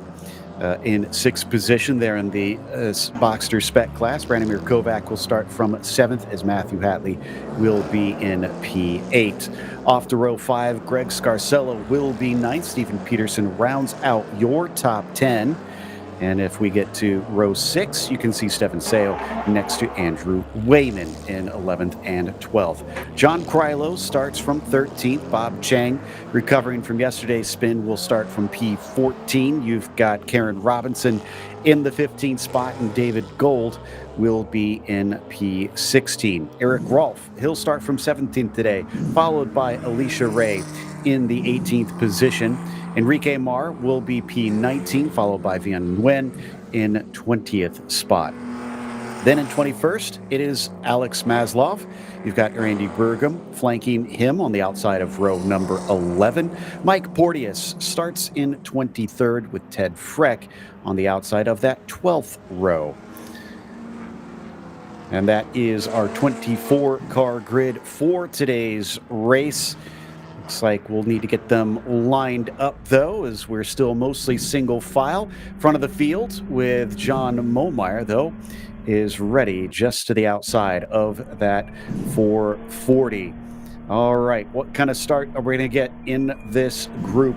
Will we see Hazari be able to take the fight to Ehrman and Momeyer as they get ready to take that green flag? It is a long, long wait around this right-hander until you finally come off that late apex. You can see just barely straightens out for a tiny portion before it finally sucks it in down the last little chop across to the main straight. And we'll get a perfect view here from on board looking up towards the start-finish line. And this will show you just how frantic it can be taking the starts of these races as we wait patiently. And there it is. Green flag is out as we take off down towards turn 1. Ehrman will lead Momeyer in. They are still under caution. I don't know why they didn't get a start, but they are still under caution. Thank you for that, Joe. And maybe not happy with how everybody was lined up there in either of the groups. So now here's the question. Now in some series we've covered, Joe W., they do start the clock even if they don't start the race. Is that the case in this, or will it be held? Yeah, this will count as a lap. So, you know, this will be effectively a one lap shorter race. Gotcha. And okay. Assuming that they get started the next time around. And Joe Pika, I think that's the right way to handle it too, just from a competitor standpoint. If you have 13 laps of fuel in the car, you can't all of a sudden just add an extra lap for these guys and gals out here. It's an excellent point. Yeah, so it's probably wise that even though it will be less fuel consumed, make sure that they don't add a lap that maybe drivers were not anticipating. So we wait once again, and they'll head on around one more time.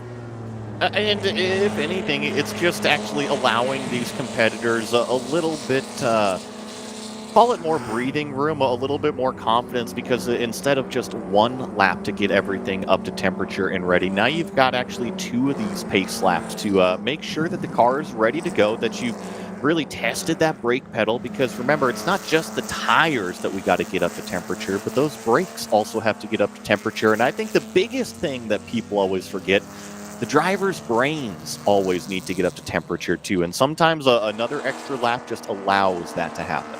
I think we see another problem with Keon on the racetrack. I hope not. That is what it looks like. Like I said, as you know, he has been having issues. In fact, he's right about where he stopped yesterday. So he's a little farther off the circuit this time, which will be advantageous. Yeah. I think that he's really trying to get it off of the circuit so that way the race can go on. That is a great move from a competitor. Well, crossing fingers that this doesn't delay us another lap, and it does not. Green flag is, in fact, out for sure this time as we head down into turn 1. Vivek Kazari taking the fastest lap of the race that first time at a 2:23. As we come through the first corner, though, he is going to be ahead of the 6. Nicely done, riding on board here with Steve Down, John Momeyer directly in front of us. This is giving us a nice look of what the elevation change is like here at Willow Springs. Constantly climb this long right-hand turn number 2 before it finally crests here before a brake zone. We get the green flag for the second group now, coming down towards turn 1. Far more cars involved in this one, but Maidment is up at the front. Meanwhile, no doubt we'll see various drivers fighting hard to try and see if they can get past him, but no dice, as he has got a handy lead up into 2. Oh, it was getting pretty narrow there on the entry of turn number 2. I think I see some cars getting squeezed down to the inside there, but everybody picking their line through this very wide corner. Up the hill we go.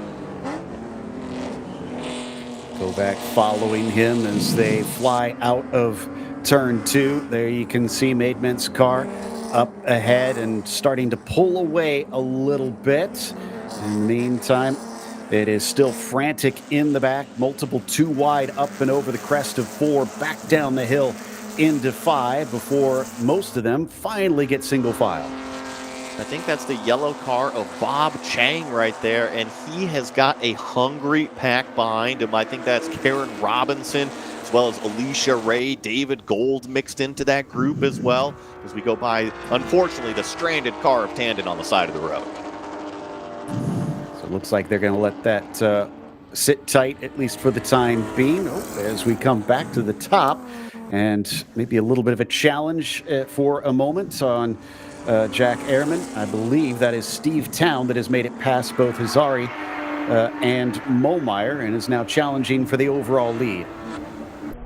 That's exactly what's happening as we now jump on board with Steve Town in the 822. Let's see how he starts to attack the back end of this 440. I do feel like the performance window is just a little bit bigger with this car that Steve is driving right now, and I think that this is so cool to be able to have the multiple in-car camera shots. Steve really widen that arc through that turn 5 complex up over turn number 6 and try to really straighten out this not so straight straightaway and get the run in terms of top speed before he barely got to breathe it here at turn number 8. Yeah, this is from on board Momeyer, who is now ahead of Hazari. Looked like as they crossed the line last time, it was Vivek who was in front of him. Interesting that they had changed when before we hopped over to this. You can see how much quicker these two are.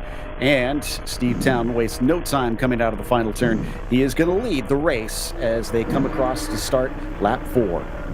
Yeah, but look at the motor from Ehrman coming back on the straightaway here. Let's see about the brake zone, how aggressive each one is. And it's actually Jack Ehrman that's going to reclaim the overall lead. So I'm not sure if Steve Town is just having a little bit of fun racing, but the black 440 continues to punch the hole in the air.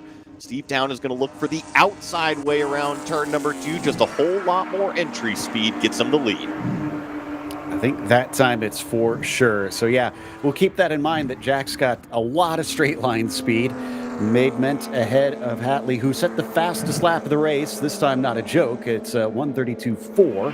Got a second behind the 7:05. I think that's Kovac and Scarcello, who are quite close as well behind. So we got some close battles, although Nigel is starting to stretch ahead.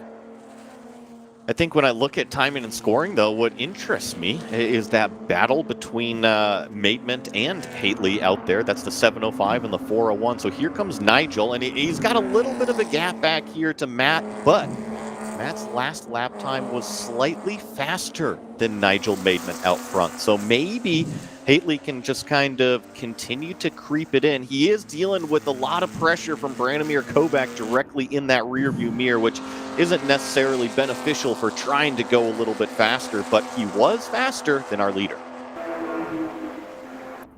What can he do with it? A little bit of a look to the inside from Branimir, who is in the green and orange machine, chasing the plain green of Matthew's car.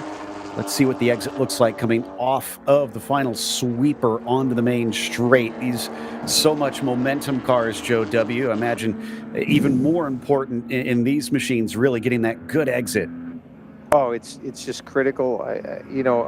In a sense, every car is a momentum car, but if you burn off a little speed in a BSR, it takes you some time to get that back. So it's critical to just glide it in there with all the corner speed that you can, because your exit critically determines your top speed on the next straight.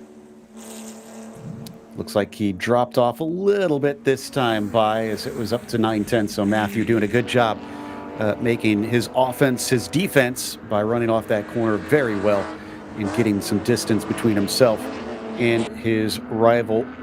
There, look at Maidment. We asked whether or not Matthew could start to catch him. It's up to 1.8 seconds between them now, although he was only about 300 slower than Nigel that time by. Look at the mid-pack, though, Joey. It is frantic in here. This is a great scrap in the middle of the field, like you were saying, and I oftentimes find that the cleanest racing up towards the front, some of the hardest racing that you'll ever find right smack in the middle of the pack. Look at all these competitors stacked on top of each other in terms of that lap time, which means it's so similar in speed. How do you pass somebody that's just that equal strength as you are out there on the racetrack? And sometimes it's forcing the driver into a mistake. Sometimes it's putting the car in a different placement that you might be a little bit uncomfortable with, but it might prevail you out front. Right now, the mid-pack fight is strong. Yeah, that's being led by Alicia Ray in the bright blue car. That's Enrique Mar directly behind, with Rolf, then Krylo, Ong, Chang, and Maslov all in that group. I think I counted 8 cars all tussling for position, although we got a little bit of a fight coming down into turn 1. Didn't make out who that was, and we are not going to make it out the other side as one car is fully off and into the gravel. Not sure if there was contact between those two machines, but it was definitely an ambitious move going into turn number 1 there. I think that might actually be Steven Peterson in the black number 123 cards. Take a look at the replay. Gets down to the inside, but I wouldn't call it extreme position. Just gets loose, and I'm not sure if he actually made contact with the other car. I think he just had a big tank slapper. Yeah, it could have been just a little bit offline in that situation. Good call, and maybe that sent him around. Either way, result is he had to slowly work his way back onto the track. It looked like he was trying to get onto there, but we didn't see whether or not he fully took off. In the meantime, Chang still continuing to put distance between himself and Karen Robinson in that spec Boxster class. That's Robinson in the purple and white machine, Chang running in the yellow car. Bob Chang doing a terrific job recovering from a very nervous moment yesterday, to say the least. It was coming up to this next section of the racetrack, turn number 8, one of the fastest areas here where we regularly see over 100-mile-an-hour entry speeds, and just had a little bit of a loose moment. Thankfully, no damage on the car, just a little bit of dust, and he's out here racing again today as we see lots of traffic in the 8 and 9 complex now. A fair bit of it. And that second group, even though a few of the cars are kind of getting a little far away from them at the front, they have fallen way off the top three. Kovac is 10 seconds ahead of the next closest car in the Spec Boxsters. So looking very good for him. Momeyer still leading Hazari in the Spec 2.7. It was 3 wide there for a moment on the front straightaway. These are the cars directly behind Bob Chang and also Karen Robinson. I think it's John Krylo, Alicia Ray also involved in this one. Count the 494 of Dominic Ong in there as well. So I think it continues to go all the way back to the 38 as well as the 262 of Jerry Chang involved in this one. So a large group of cars, and they're all trying to scrap it out for position. A few different classes, but it is all for overall position. Now, I was trying to see who it seems to have caught up to the back of Robinson there. Is that Eric Rolfe, I think? Or is that a lapped car of some sort? I think it may be John Krylo. Oh, okay. So, yeah, 682. Just based on car color, but I didn't get to see the number. Well, he's looking extremely fast on this lap, as there was a good bit of space between Robinson and Krylo, and he makes easy work coming down into the final corner, manages to move himself up another spot. You can see him through what is turn number 8 right now. I think when we were on board, John Momeyer had the little GPS speed down on the bottom right. Now, granted, that is a Spec 2.7 car in comparison to those BSR cars that we were watching. And that's what I'm talking about. Look at the bottom right of the screen. I believe that is the MPHs that Momeyer is currently doing. This is down the back straightaway here. Let's see about the top speed, maybe about 110, maybe about 115 or so. Before you arc it into turn number 8. I think I saw about 117 miles an hour. And then, Joe, that's the tough part right there. Oh, looks like we had a problem at the top of the hill, turn 4 or 5. But I was just going to say, with all that side lateral load at 100 miles an hour and the uneven surface, it can get bumpy. Oh, yeah, you really feel the bumps through turn 8. I mean, yes, you have all that load on the left side of the car, so your line through the corners is very important because their bumps do vary across the road surface. So you kind of learn where your car feels best there. Steve Town's got some work in front of him. Look at this. That group that we've been following and reporting on the battle is suddenly in the way of our overall leader. And he does have a handy gap at this stage by about 30 seconds, so he can take his time. But he certainly does not want to trip over these cars and throw away what is looking like an easy win today. Looks like he's going to get by the 918 right there. And then let's see about the cornering ability. You see, he's got so much more lateral grip, and we're actually coming up to a big old dust cloud in the middle of the racetrack. So everybody's actually going to lift off of the gas, make sure the racetrack is clear. And that's typically not something you see that early in the corner, Joe Peak. It's typically right about here that the dust cloud is. Yeah, off that corner exit is where we've seen most of the drivers go a little bit wide. So hoping we didn't have another incident like we saw with Chang where somebody spun to the inside or maybe the outside of that corner. Either way, it does look like most of this group is still running, and Town now kind of stuck in the middle of it all, having to just bide his time as he watches behind Ray. That is Neil Rouser that is on the attack for that 17th position overall in that red and black car. So that is not in the same class, but again, overall position here. And eventually, it looks like Steve has managed to already get by both of them. And as we were watching Steve make his way through this traffic here, I was just trying to spot if Ehrman was also in this group, the black 440, because that's really who he was racing in terms of overall. Different class between the GT5 and also that SCR class, but seems like Steve Town has done a terrific job in terms of those lap times and gapped it out, if I'm seeing this right, 30 seconds over the 440. Yeah, I doubt we'll see Jack reach this group for a little while with 30 seconds between them. And already, it looks like Steve Town has gotten past all of them. So I'm sure they're going to be happy that no longer is there going to be an interruption from lapping cars, at least for the time being, until they start to get some of the others up to them. Let's check in on Maidment.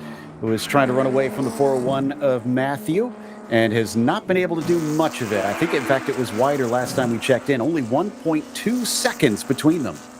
Yeah, and that last lap time, that 401 that's giving chase to the leader, was actually about 6.5 tenths faster than that maroon number 705. So the laps are starting to dwindle down. I think we've only got about 3 more laps remaining, and Nigel Maidment is going to have to make quick work of that lap car, which he does promptly. And now he's just going to have to continue on turning qualifying laps to stay in front of that 401.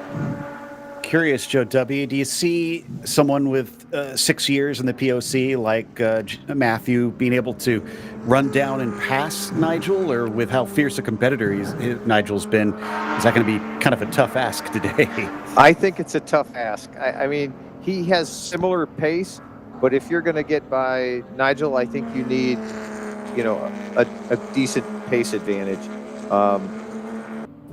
Is that Matthew is, I know him. Yeah, I saw it too, he's not super aggressive. I mean, so he will make, considered choices if he gets there, if he gets to the bumper and tries to get by.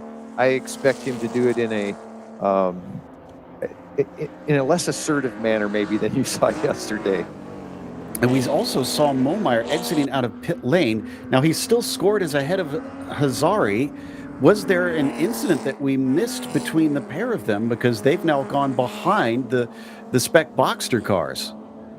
Yeah, I'm not sure about that one. Honestly, what I thought you were mentioning seemed to be maybe something on the front straightaway, maybe a little piece of debris coming out the back end of Nigel Maidment's car, but it could have also just been some shadows on the cameras that I was picking up.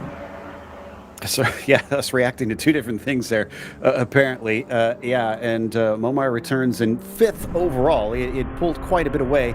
We've hopped on board. Now, I do believe that looks like Hazari's car, if I'm seeing correctly. So our timing and scoring maybe needing to be updated as well. Again, strange that they would both be in this position, though. And the last lap time out of Momeyer, to your point, is a 1:47.1. That is about 15 plus seconds off of what Momeyer has been turning. And here he comes into pit lane again. So there's obviously something that John Momeyer is dealing with inside this race car. That is such a shame. It was looking like it was going to be a strong finish to the season. This should hand it over easily to Vivek. Unless he has issues of his own, as he's the only other Spec 2.7 out on track right now. But it was looking like a good battle. We are counting down the laps here. I think I see Steve Town on lap 12 of 13 right now. Nigel Maidment just barely hanging on. He's still got the pressure from Matthew in that rear view mirror. But since we last checked on that timing and scoring, I think it has actually grown out just a touch. Actually, I think, remember, he's finished lap 12, so this should be the last lap of the race already for Steve Town. And there we go. White flag is, in fact, out. So we need to find the 822 at some point. He is about to wrap up the season. Jack Ehrman has yet to even cross the start-finish line, according to our timing and scoring, to start that final lap as we check in with Steve up and over, already halfway through the lap. Well, you know how we were asking about tire wear throughout the weekend? I think that Steve Town is just having fun out there. That last lap time of 1:27.8, his fastest of this race, 1:27.7. So he's not dealing with any tire wear.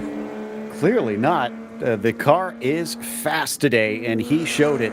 He did have to make an overtake this time, but once he was past, I think there was no challenging him.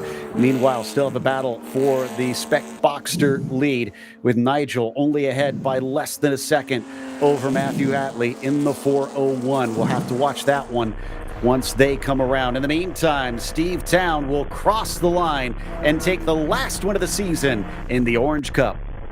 Domination in that GT5 category from Steve Town. Nicely done for the weekend. And now we're just going to wait for everybody else to roll through the start-finish line and finish their 2025 season. I do see the number 440, Jack Ehrman, is next overall in second and leading that SCR class, and also waiting for that battle between Nigel Maidman and the 401 of Matthew out there to wrap up as well. I think that's what we've turned our attention to here. Yep, that is Nigel just coming upon the other red car, trying to overtake him, not wanting to be held up right at the very end. Interesting to note that Nigel is going to get third overall if he finishes where he is. So just a great job today as he comes off the final turn and down the main straight. It does look like he cleared the lapped car, and Nigel Maidment will take the win in the Spec Boxster class. And Joe W., I expect it seemed pretty close down there. That was too wide there across the start-finish line, wasn't it? Yeah, I think from the traffic, I think Branimir Kovac just snuck by Matthew on the last turn there. 0.04 of a second between them, yeah. That was crazy close to end that one. Oh, that is fantastic. Joe's going to head on down to the track and go look at the impound as the cars work their way in. Real quick, let's run down your finishing order. Unofficially, Steve Town is your winner. Jack Ehrman was second, with Nigel Maidman winning in the Boxster Spec class, as you've got Branimir Kovac finishing P4, half a second behind him at the end. Matthew Hatley was fifth, with Vivek Hazari winning your Spec 2.7. Stefan Aseo was seventh, with Brian O'Meara in eighth. Greg Scarcello in ninth. Andrew Wayman wound up 10th today. Then it was John Krylo with quite a few good battles there in mid-pack, finishing in 11th. Bob Chang in 12th, and Mike Porteous in P13. You've got Karen Robinson in 14th position, Alicia Ray P15, Alex Maslov in 16th, and Jerry Chang in 17th. Van Nguyen was 18th, with David Gold in 19th. Eric Rolfe and Dominic Ong, 20th and 21st, both set their fastest lap of the session right at the very end. Randy Burgum with Matthew Welsh, 22nd and 23rd. Ted Freck was 24th. Momeyer with some strange issues, unfortunately, I think was a retirement today in 25th. Neil Rousier was 26th. Stephen Peterson, 27th. Enrique Mar and Keon Tandon was unfortunately a did not start. Next season, we will pick things up with the POC at Spring Mountain. That'll be January 30th. 2026. But we also have some other races coming up, including Buttonwillow, going to be the following race in March. You've got Chuckwalla in April, and then they'll be back here at Willow Springs May 16th and 17th, as well as September 12th and 13th. And then they'll be back to Buttonwillow in October, along with Chuckwalla at the end of October. Joey, it was a joy to have you on for these, some fun racing and a great way to end the season. It has been an absolute blast to help cover this Porsche Owners Club here for the back half of 2025. Saw some terrific racing, learned about some great personalities out here, and can't wait to see this club grow even more and the racing get even better in the future years to come. Likewise, we thank everybody who was there at the track in person, as well as all of our fans watching online. I'm Joe Peak with Joey Atterbury and Joe Wiederholt. Until next time, race clean, race hard, and we'll see you on the track.